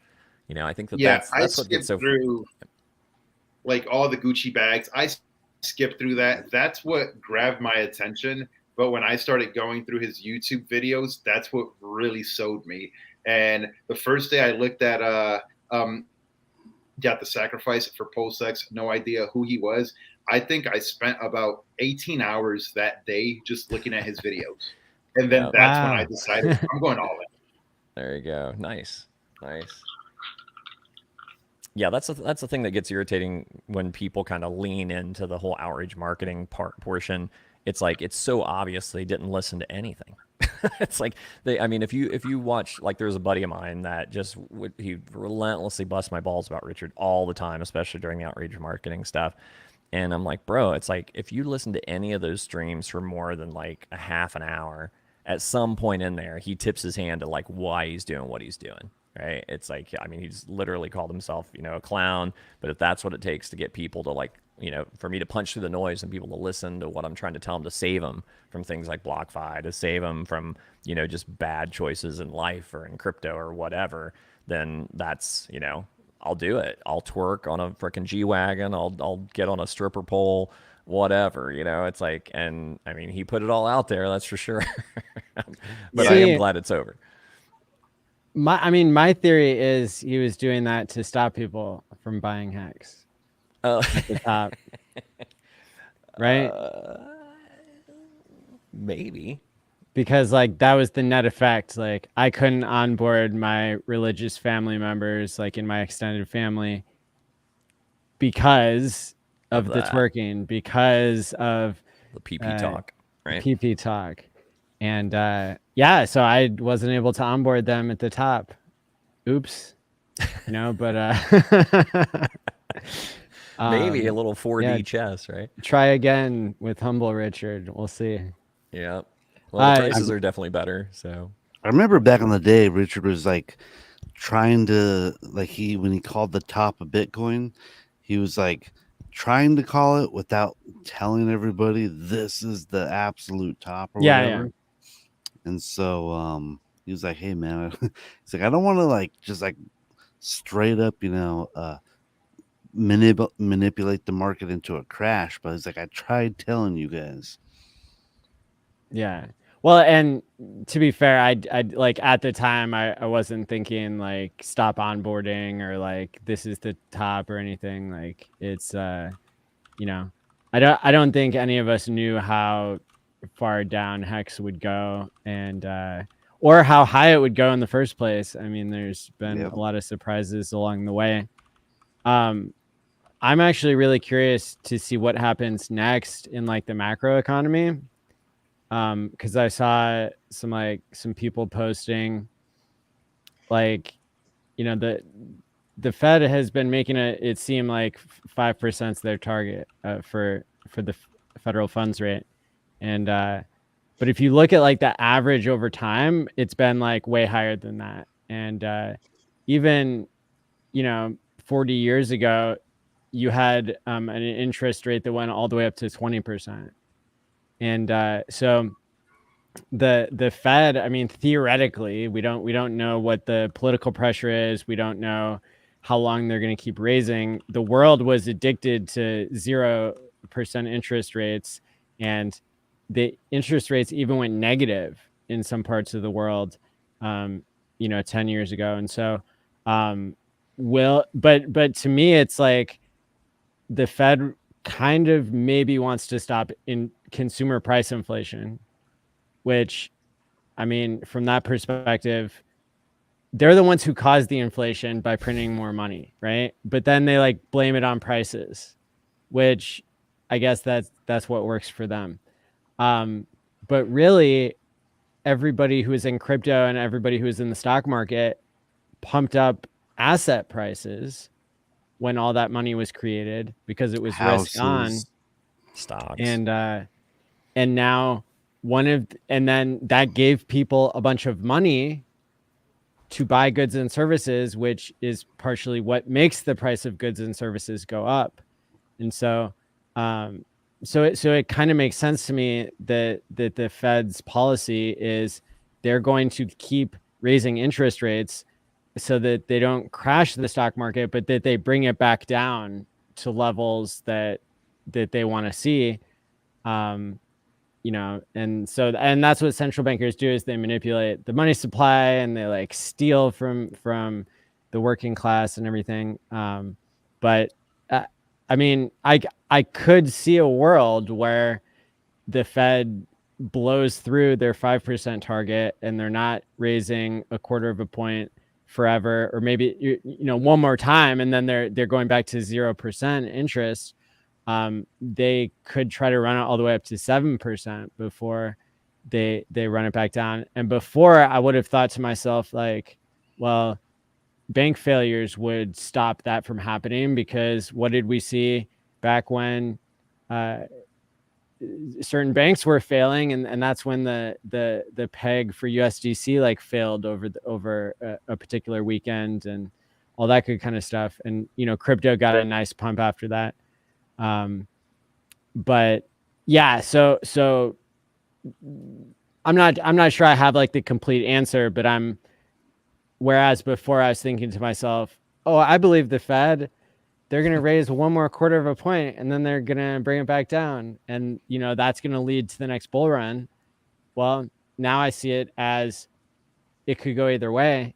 And so, you know, for me, I want to be conserving, you know, I want to be conserving my capital. I want to be stretching out my timeline so that if the price of crypto goes lower, I can be okay. If the price goes higher, I can be okay. I don't want to miss the boat, but I don't want to have zero dry powder. I don't want to be forced into capitulation. So yeah, that's where I'm at. Is like starting to look more broadly at like all of the outcomes that could happen in the next 6 months to a year. Well, and you gotta figure too, and definitely do not want to go down like the political rabbit holes. But you know, it's an election cycle coming up too. You know, so there's a lot of manipulation by the powers that be to kind of, you know, point things toward the candidates they like and they want to keep in power. So, you know, those are things to watch out for too. I mean, but all of it to me just reinforces my belief that like getting more involved in DeFi and understanding, you know, how to protect myself in that fashion is imperative.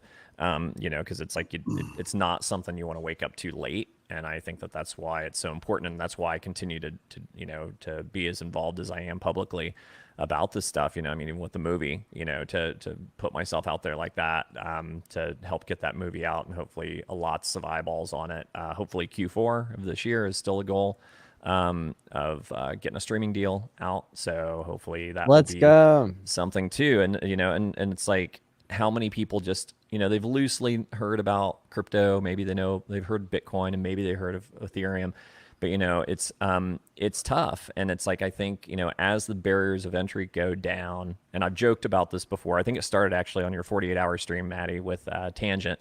And we were joking about, I was saying like, hey, we need something like kind of the antithesis of Robinhood, because like Robinhood's kind of a misnomer because, you know, he stole from the rich and gave to the poor, but we know about Robinhood's affiliation with hedge funds and whatnot. So the Robinhood app stole the sell button.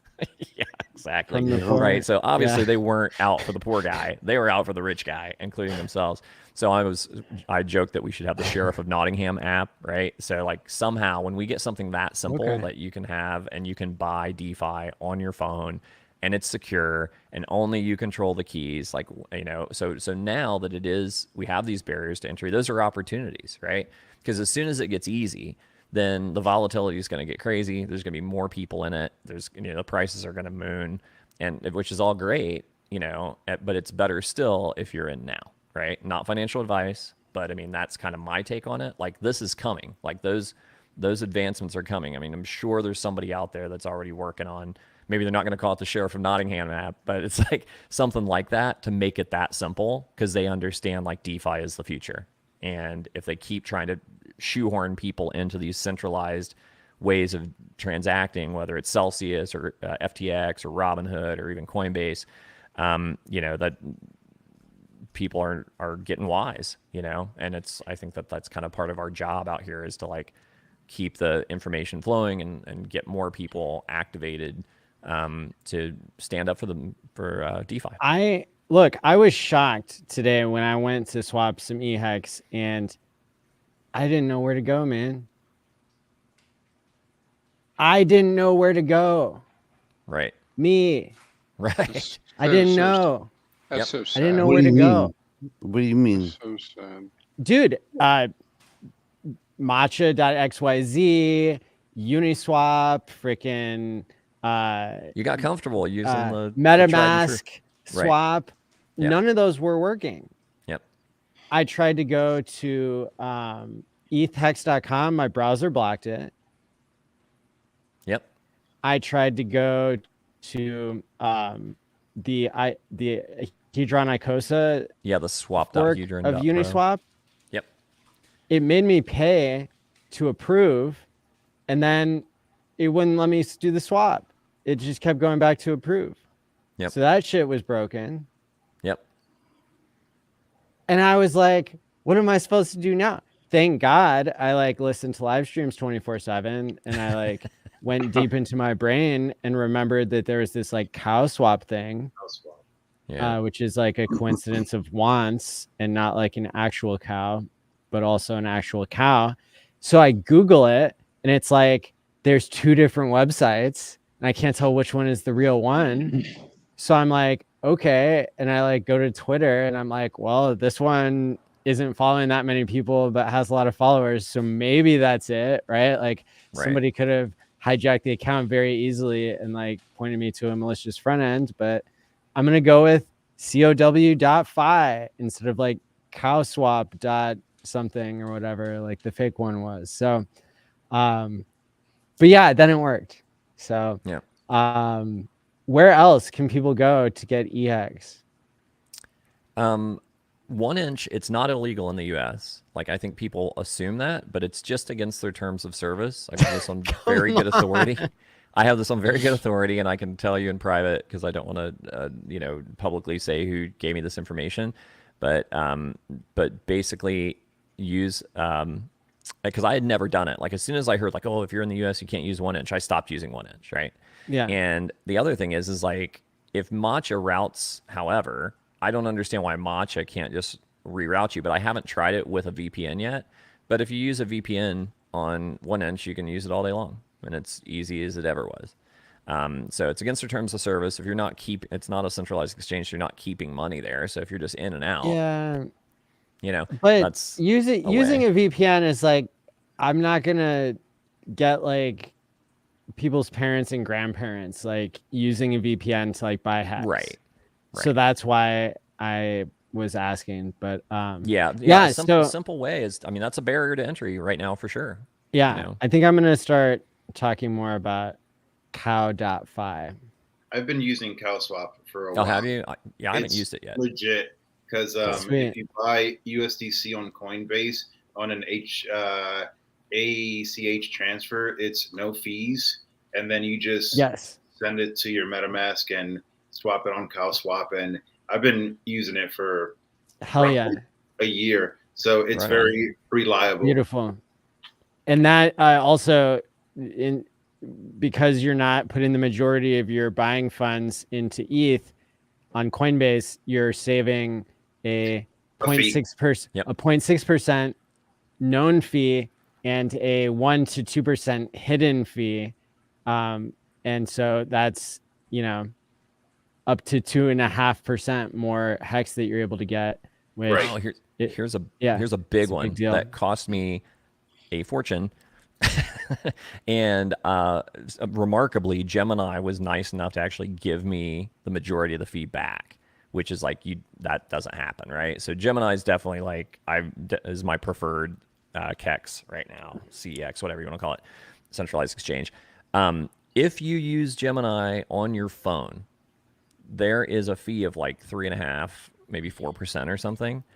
It's a lot of money, right? It's especially if you're doing a larger purchase of USDC, like which I was so used to doing for free on CoinSwap or on Coinbase, basically, wasn't paying attention, and it was like a chunk of money. I'm like, what the fuck happened there? It's like, where? It's like, how's that now equal to that?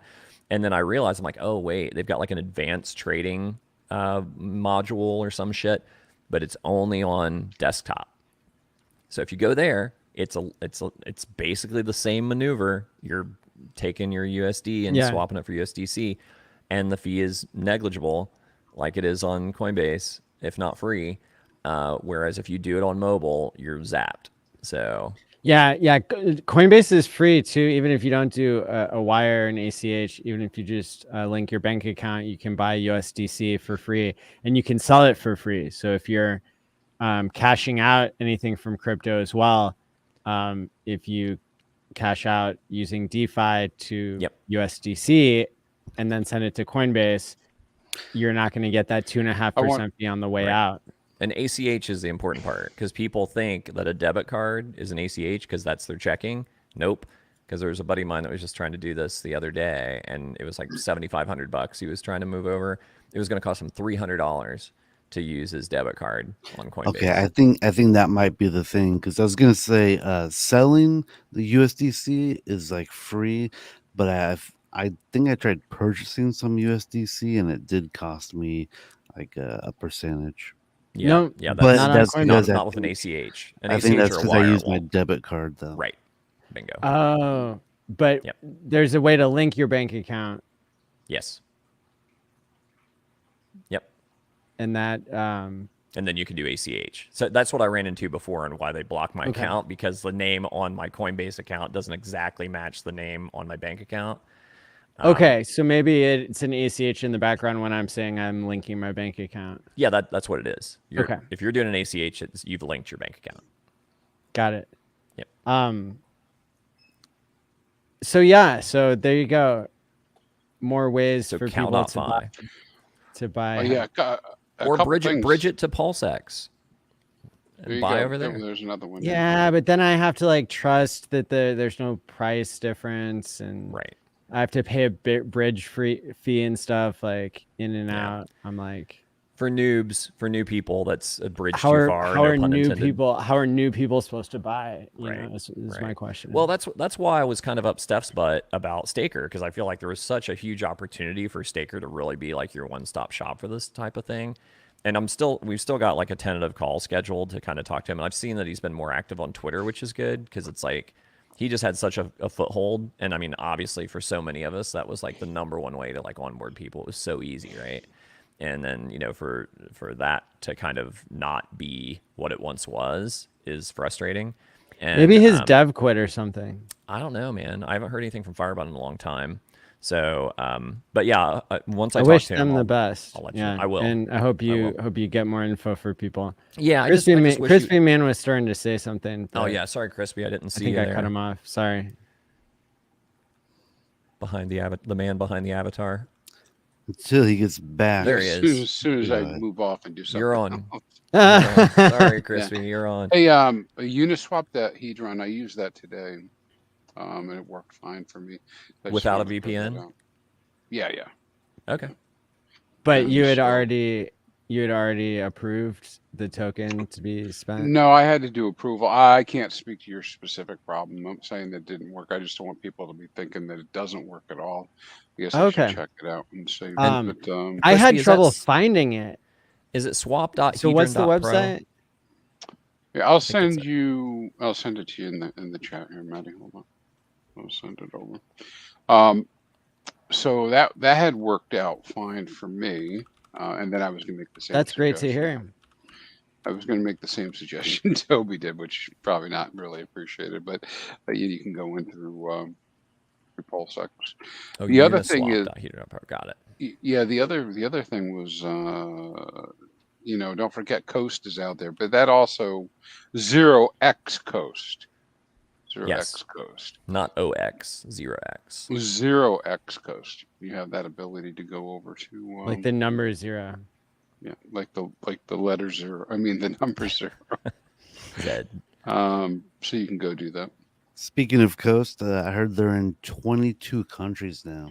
Yeah, every day I see a new X on it. I like Yeah, it. they're kicking ass. Said 45 countries soon to come, and they're shooting for 150 different countries. Do they So- do they have their discount thing set up yet? Because I know there was talk of you could stake your weight tokens and then it would make Yes. you eligible for a discount. Is that active? Yes, my understanding is yes. On this Okay, is on cool. Pulse Chain. And they also, I haven't kept up with this part of it in the last, because it happened over the last week or so, but they're making progress towards Ethereum as well. So you can be on the ETH chain, do something similar, though I think it's a little bit different process, maybe in terms of which token you can use and whatnot. But anyways, going pretty good. We Yeah. should I'm we should get him on the show. Yeah, I'm he's sure they'd awesome to come. talk to. Yep. He spoke with sure he'd Tangent and come. I at that 48-hour live stream, and he was really good to talk to. I can reach out to him. I'm more excited about Coast now that I have a no coiner friend who tried to get into crypto and like works in the tech sector and couldn't get in. Wow. Mhm. So, how much potential is there when Right. when tech savvy people can't even get in to Bitcoin and Ethereum? Well, that means there's lots of upside or pure doom to come, one of the two, which is normal for us. Hey, Jay, can you tell us like, did you ever get a chance to see the Highest of Stakes documentary? I did not, Okay, and I'm so disappointed I missed it. that's okay. Yeah, that Yeah. was Yeah. it came out in That's when you were doing your surgery, huh?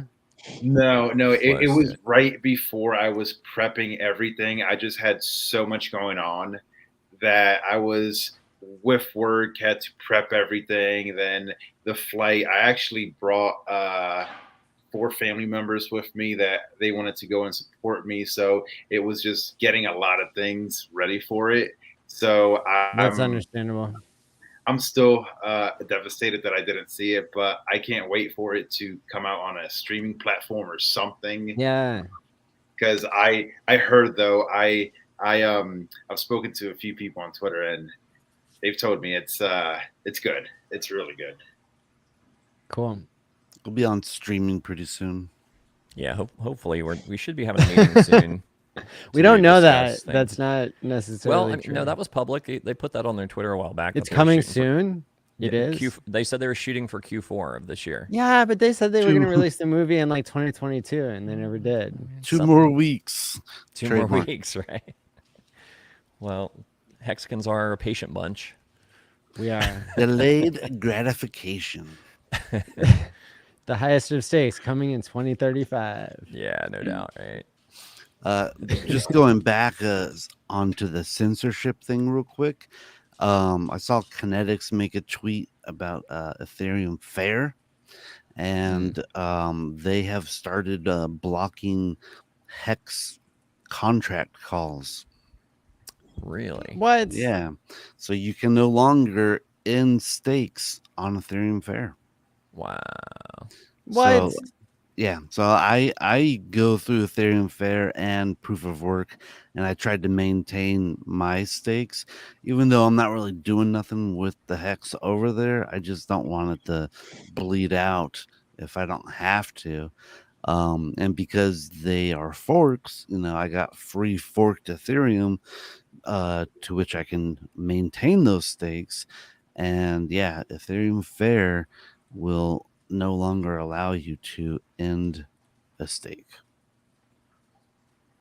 That's That's not crazy. real crypto. Nah, it's garbage. And I haven't verified it, but someone said like they did like $142 in like transactions. And so I'm like, it seems like the only people probably using Ethereum Fair are Hexicans Yeah. maintaining their Yeah. end stakes. Right. Clintrons nailed it. ETH unfair. No doubt.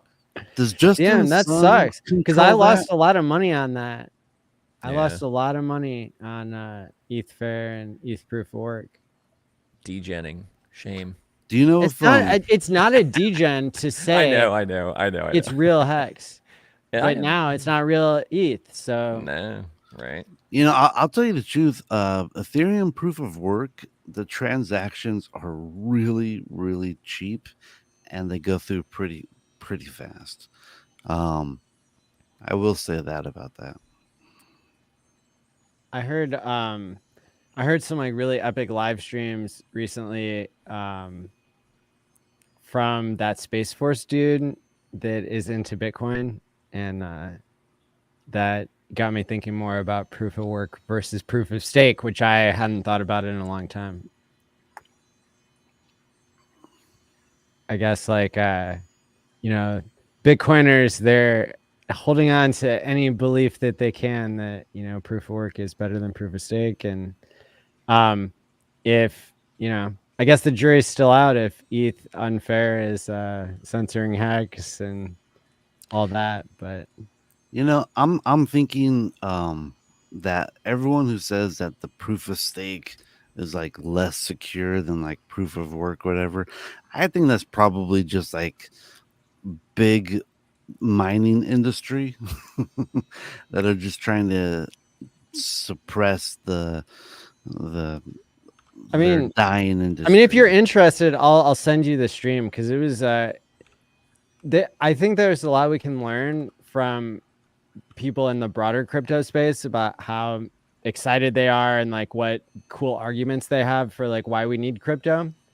But it was I'm definitely gonna be sharing it with like future us because he'll help me like make sense of whether the argument is valid or not. They probably just point to like the Coinbase validator and be like, "Oh, look, see," but I mean, there's just one. it's not. They're not making the same arguments as like 2021. Yeah, Even though I just remember like a 2022. long time before Hex was even out, and people were talking about proof of stake versus proof of work. I was like, in my head, I'm like, hey, proof of stake sounds pretty cool. It makes a lot of sense to me. But then I heard, the talking heads, say, hey, it's not good, it's insecure, blah blah blah. And I'm like, I didn't really know what to think. I'm not a programmer. I mean, ever since Eric Wall made Michael Saylor look stupid over like the proof of work argument, I have not paid attention to the proof of work argument. But then Major Jason Lowry from the U.S. Space Force, who did an advanced master's thesis or something that got published into a book on,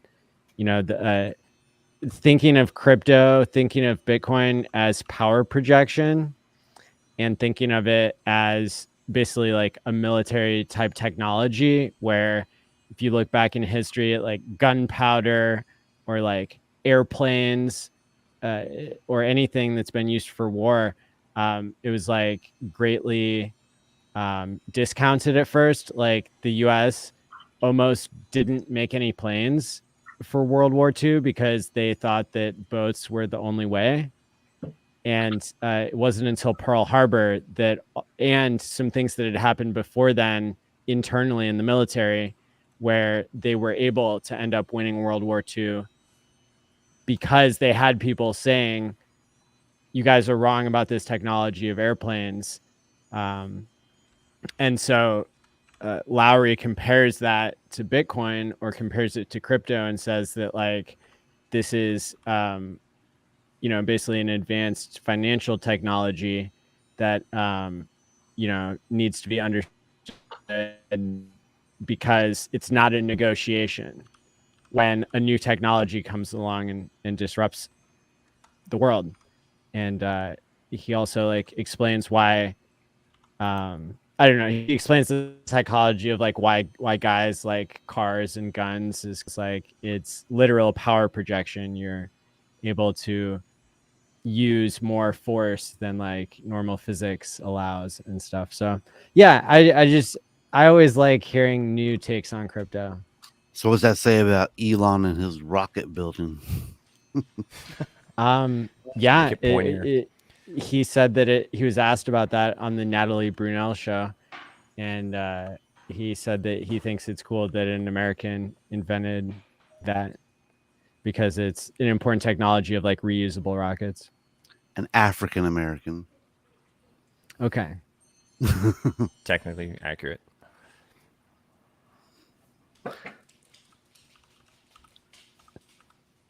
Cool. So what you other guys- yeah. I just want to say, did you guys hear about Binance? They might be getting a death blow pretty soon, because of Jim Cramer. Jim Cramer came out and endorsed Binance. The inverse So oracle. it Really? might be they might be taking down Binance very soon. Yikes. Okay. You know, the powers that be.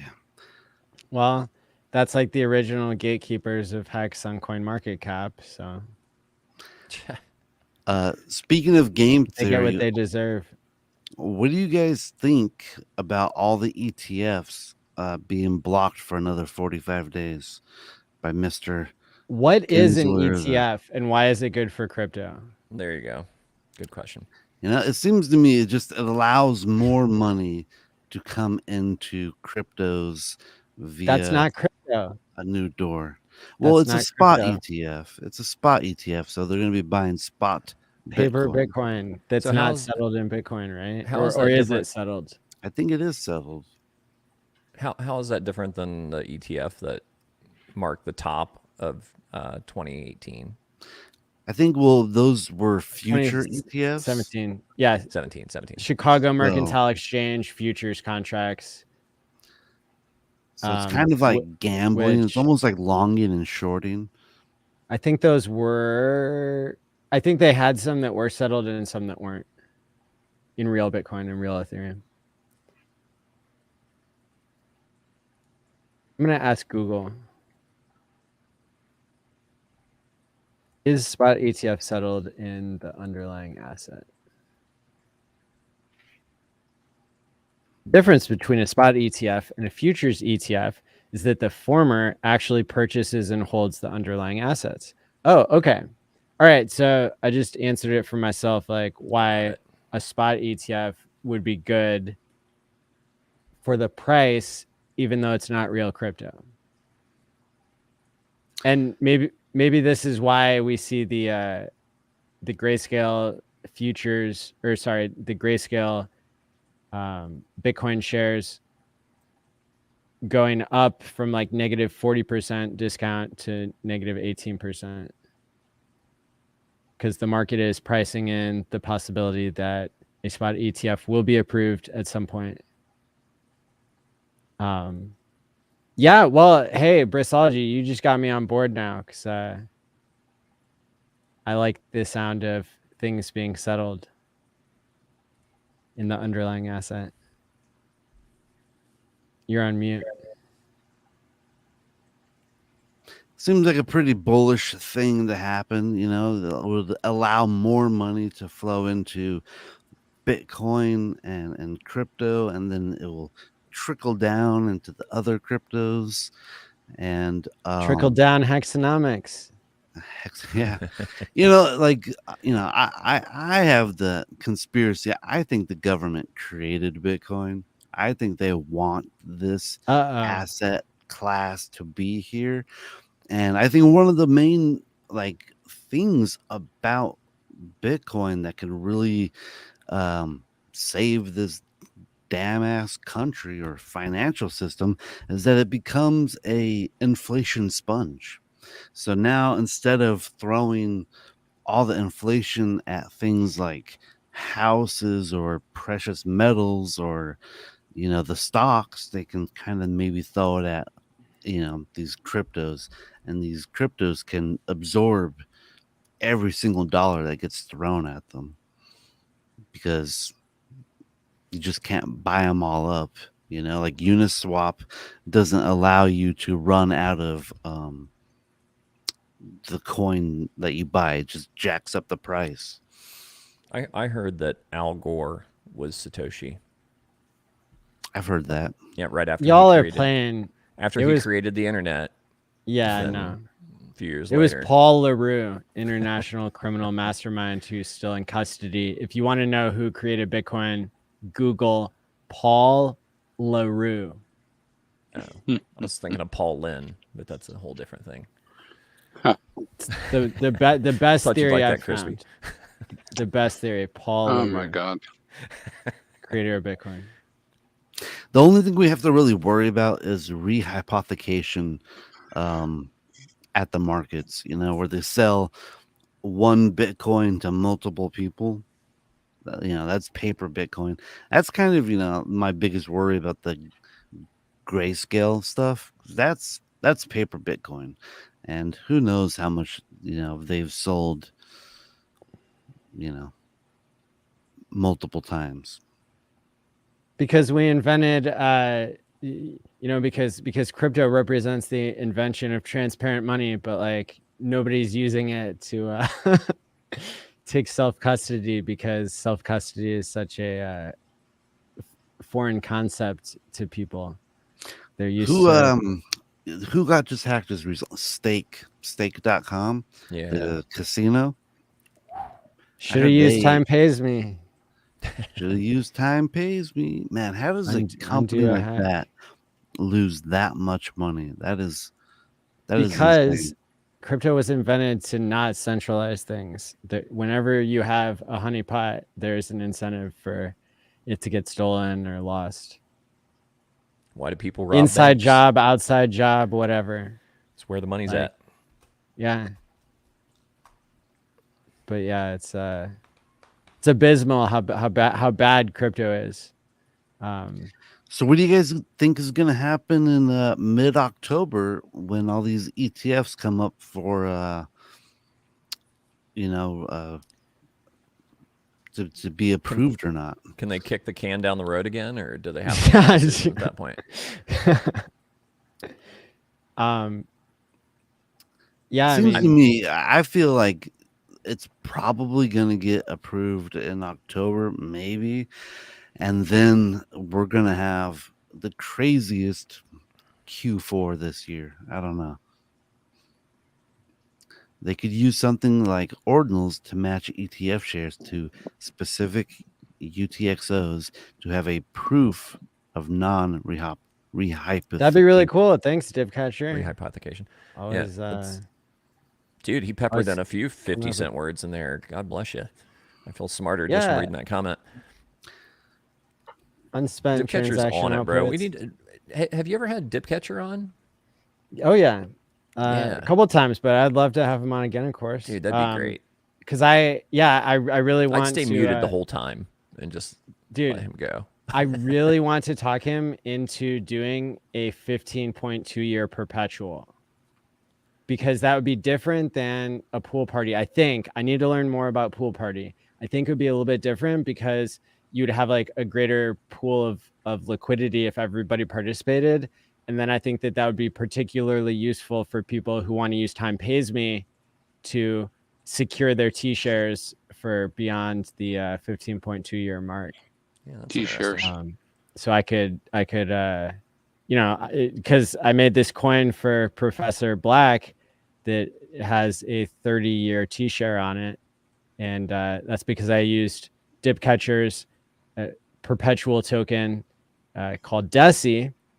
However, that's leaving a lot of money on the table in terms of even though the share rate is the same as we all know between a 10-year and a 15-year stake.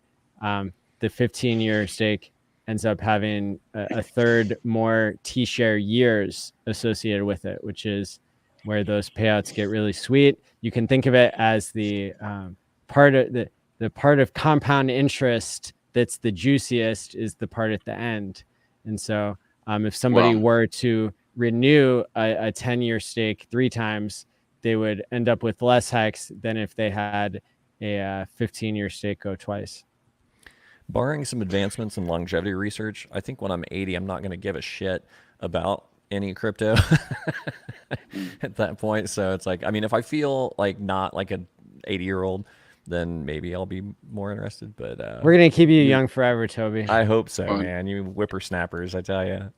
Hey, right now there, Maddie. I hear what you're saying, but right at the moment, I did some work today. I hope I was right about it. But looking at Deci, I think Deci right now, if you were to purchase Deci or swap for Deci, and you held it to the end, you would actually get a greater ROI than if you swapped for Maxi at this point, based on the discount that's there. So that's been Yes. something to watch. That's pretty interesting, right? Meaning you could put the same number of same energy in terms of fiat into both, and you get higher ROI. 5 years earlier. That's cool. I like that part. I was like, maybe Dip Wow, Catcher that's can cool. You confirm did the that. math on that. Yeah. Yeah, let's see if he can confirm that, but Great maybe not right find. this second. But That's cool. yeah, I did a little vid on that today because people keep asking me, what's the easiest way, best way to get people onboarded, and perhaps that is the best way. Oh, Perhaps I love is. it. I love it. And especially with combining it with time pays me, like I did on that example coin. It's a drip. So it's like you're earning yield and you have the option to take a little bit of profits along the 30-year road if you so choose. So really interesting game mechanics at play there. Yeah, I think you were kind of inferring this. You got to look at what the drip really would look like, because I'm not sure how your drip works with a stake, right? Well, I guess in this case you have the DESI there, so you would swap it after it came out. No. So After so it got dripped? It auto so restakes, right? the way that a perpetual tokenized hex stake coin like DESI works with time pays me is just because DESI is a liquid coin itself that represents a share of a stake. You're virtually earning hex along the way, and there's a market that's created for DESI at any given time based on the decentralized exchange. And as you pointed out, right now DESI is actually at a discount compared to the underlying value.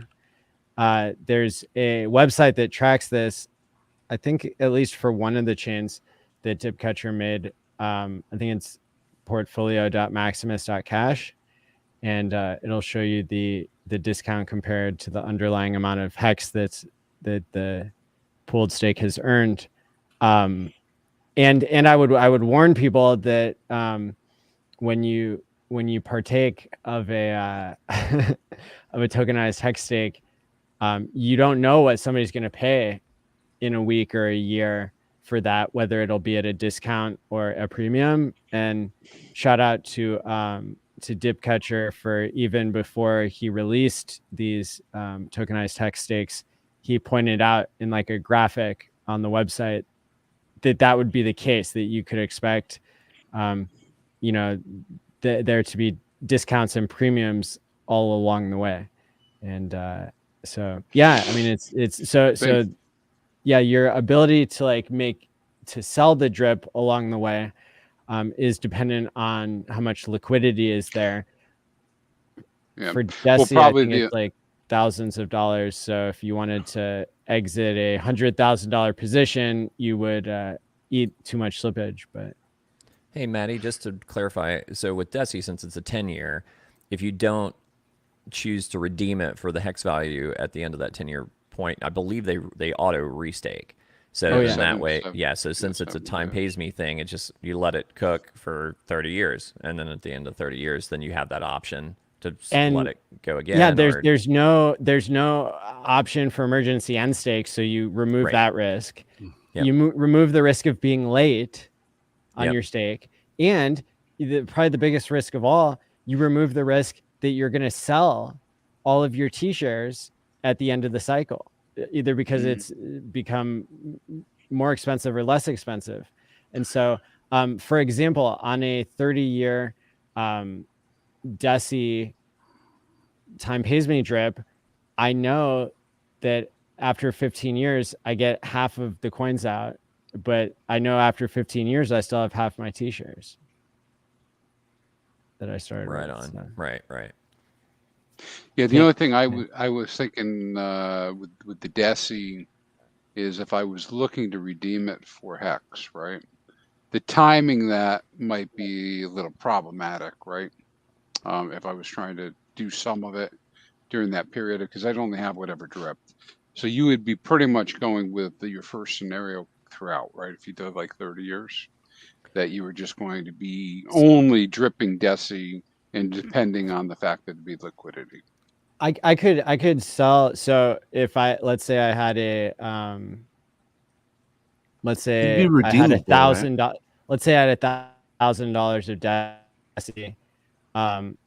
If I was if that did 100x and the liquidity was the same, so whatever I'm taking out is like, because the $1,000 now isn't gonna like push the price against you too bad, I don't think. Then I would be able to take a weekly paycheck in HEX for 30 years because I'd be able to sell whatever percentage per week. So I've moved in and out of DESI myself, like in the past year. So it's definitely something where you can sell if you're not selling too much. And so the idea of having like a perpetual stake that's dripping to you in time pays me is that if the price takes off again like it has in the past, it could be more rewarding to you to get some out every month or week or quarter or year, again, without facing the risk of emergency end stake penalty, without facing the risk of being early or late on your stake. It is just I think it's so cool to combine these things. It's a good idea. What's Dipcatcher saying in the chat here? He says buying discounts boost effective APY compared to the equivalent native stake. That's a cool insight. His site, I think it's portfolio.maximus.cash, tracks the Ethereum side only right now. Maxi completed a full premium discount cycle. Interesting. The discount you sell at, including slippage, is like a variable early end stake penalty. Wow. I didn't think of it like that. Cool. And like if you sell Maxi at a premium, it's like a negative early end stake penalty, which is actually a valuable service to provide to buyers to help restore the price to increase their performance. Swing trading DESI is a good service to provide to others. Yeah. Yeah, so the perpetuals, even though they can take, buying pressure away from HEX, they also take away the sell pressure as well. So To some extent. I think they're pretty great. I like them.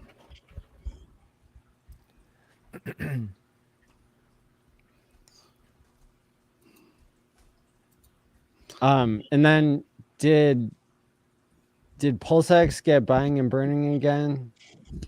I heard that was re-established. Yep. That's what I heard too. All right. I'm just Good wondering job. if there's any extra secrets in there that maybe, that we're not quite aware of yet. No. Yeah, maybe. Well, we got the right. Gonna get the ink coins plus the fees or something. Who knows? Well, we got the right guy to explain BBCs to us. So. Yep. He's in the chat. You're talking about buy and burn, I believe. Yes. Matt. BBC, buy and burn contract. Yes. I added that to my vocabulary last week. There's not anything secret or unexpected. Brisology. It's a direct fix to the problem. Thank you, sir. And the U.S. government is not. I was kind of like crossing my fingers. I was like, maybe they'll put in the LP fees on V1 with the ink. As like a little bonus fix. But maybe not. And did you say the government isn't conspiring to build Bitcoin or release it? Or look, if the government liked Bitcoin, they wouldn't be dumping it on the market. It's just in my opinion, I think they could have made it illegal and banned it a long time ago. but they How? didn't. It's global. They can't. Thank you. Well, they can make it illegal. Like, for example, Venezuela came out with their own Petro crypto coin, and immediately President Trump banned Americans from buying it.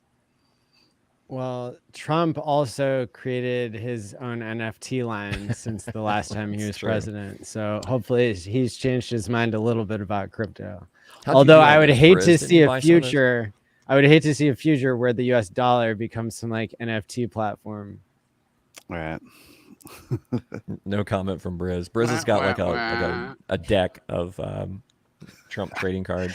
I'm gonna tell you the truth. Oh. I bought a shit ton of those Trump cards. Oh, did Like, you really? I knew you bought some. I didn't- $5,000 worth. Oh, shit. What? Did you make money? I hope you got out. I made a ton of money off Holy of them. shit. Nice. Dude, like right now, they're worth like because they were minting at $99 each.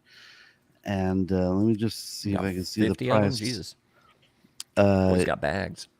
and then they went up to $800 each. Damn. Yeah, right now they're going for 8X. $223.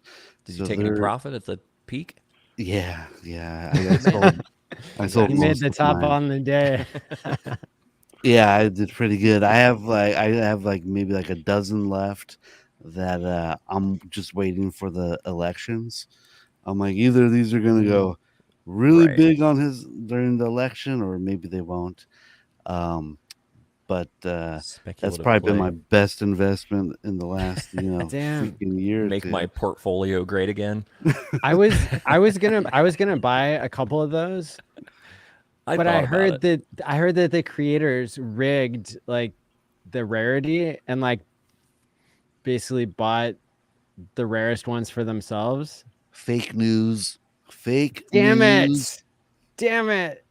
So the thing that kind of got me was like, I bought a ton of them, and then the very next day I go on to Jim Rat Crypto stream, and he's like, "This is a scam. This is a scam. I know it's." I'm like, I started freaking out. I'm like, "What? How is it?" I'm like, Trump, like tweeted about it like on his personal account. So I'm like, I'm pretty sure it's legit, but that kind of freaked me out for about 10 minutes. But it wasn't a scam. It happened to be not a scam. So Damn. Well, that's funny. I forget how we even got to this. Real but- TShares and not like from staking, not Trump stakes. Just so we're clear. Got it. But yeah, but the whole point was I think they could have banned Bitcoin and made it illegal to use. They've done it with other cryptos. So, I think the government employed, Bitcoin and crypto in general. And now and I think the bankers probably want to use it as an inflation absorption device. But that's just a theory. Well, this has been another great episode. I really appreciate you guys. Jay, do you have any final thoughts here?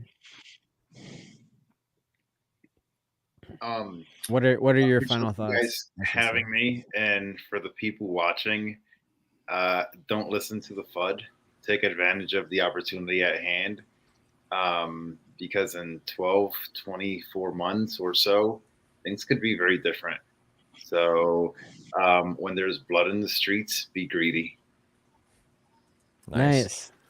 Cool, man. Well, you've been very inspiring. So thank Yes. you for coming on and 100% for fair. being a part of the community. We're lucky to have you.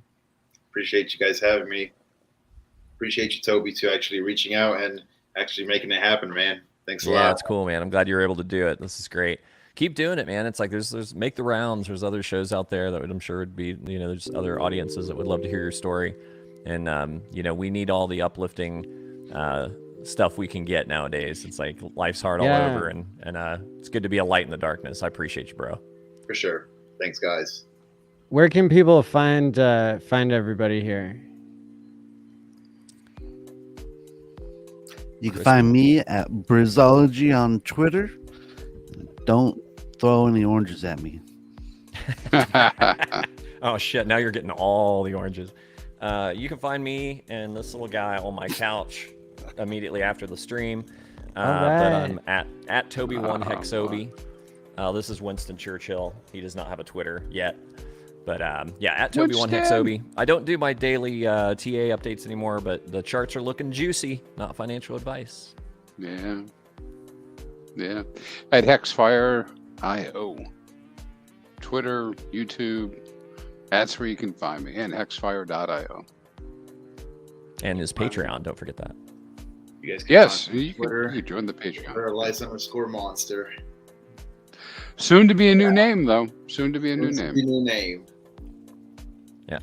Awesome. Currently Paralyzed Hexagon 5555 on Twitter. If you want to go give him a follow, I'll drop a link to his Twitter in the chat. If you guys want to be inspired like I've been from this gentleman, you should follow him. Check it out. You can get a treasure from the link in the description below, as well as follow all of our guests here. I've included all of their socials in the description below. Hit the like and subscribe button, please. And let's see, next week, I'm going to have the gang here, hopefully hold up the show, because I'm going to be chasing down Mr. Beast and Brian Armstrong. Nice. And all these venture capital assholes to try to get them onboarded.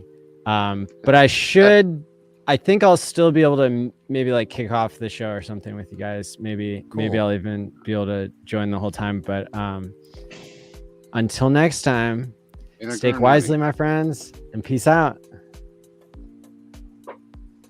That was a good one. Why I oughta.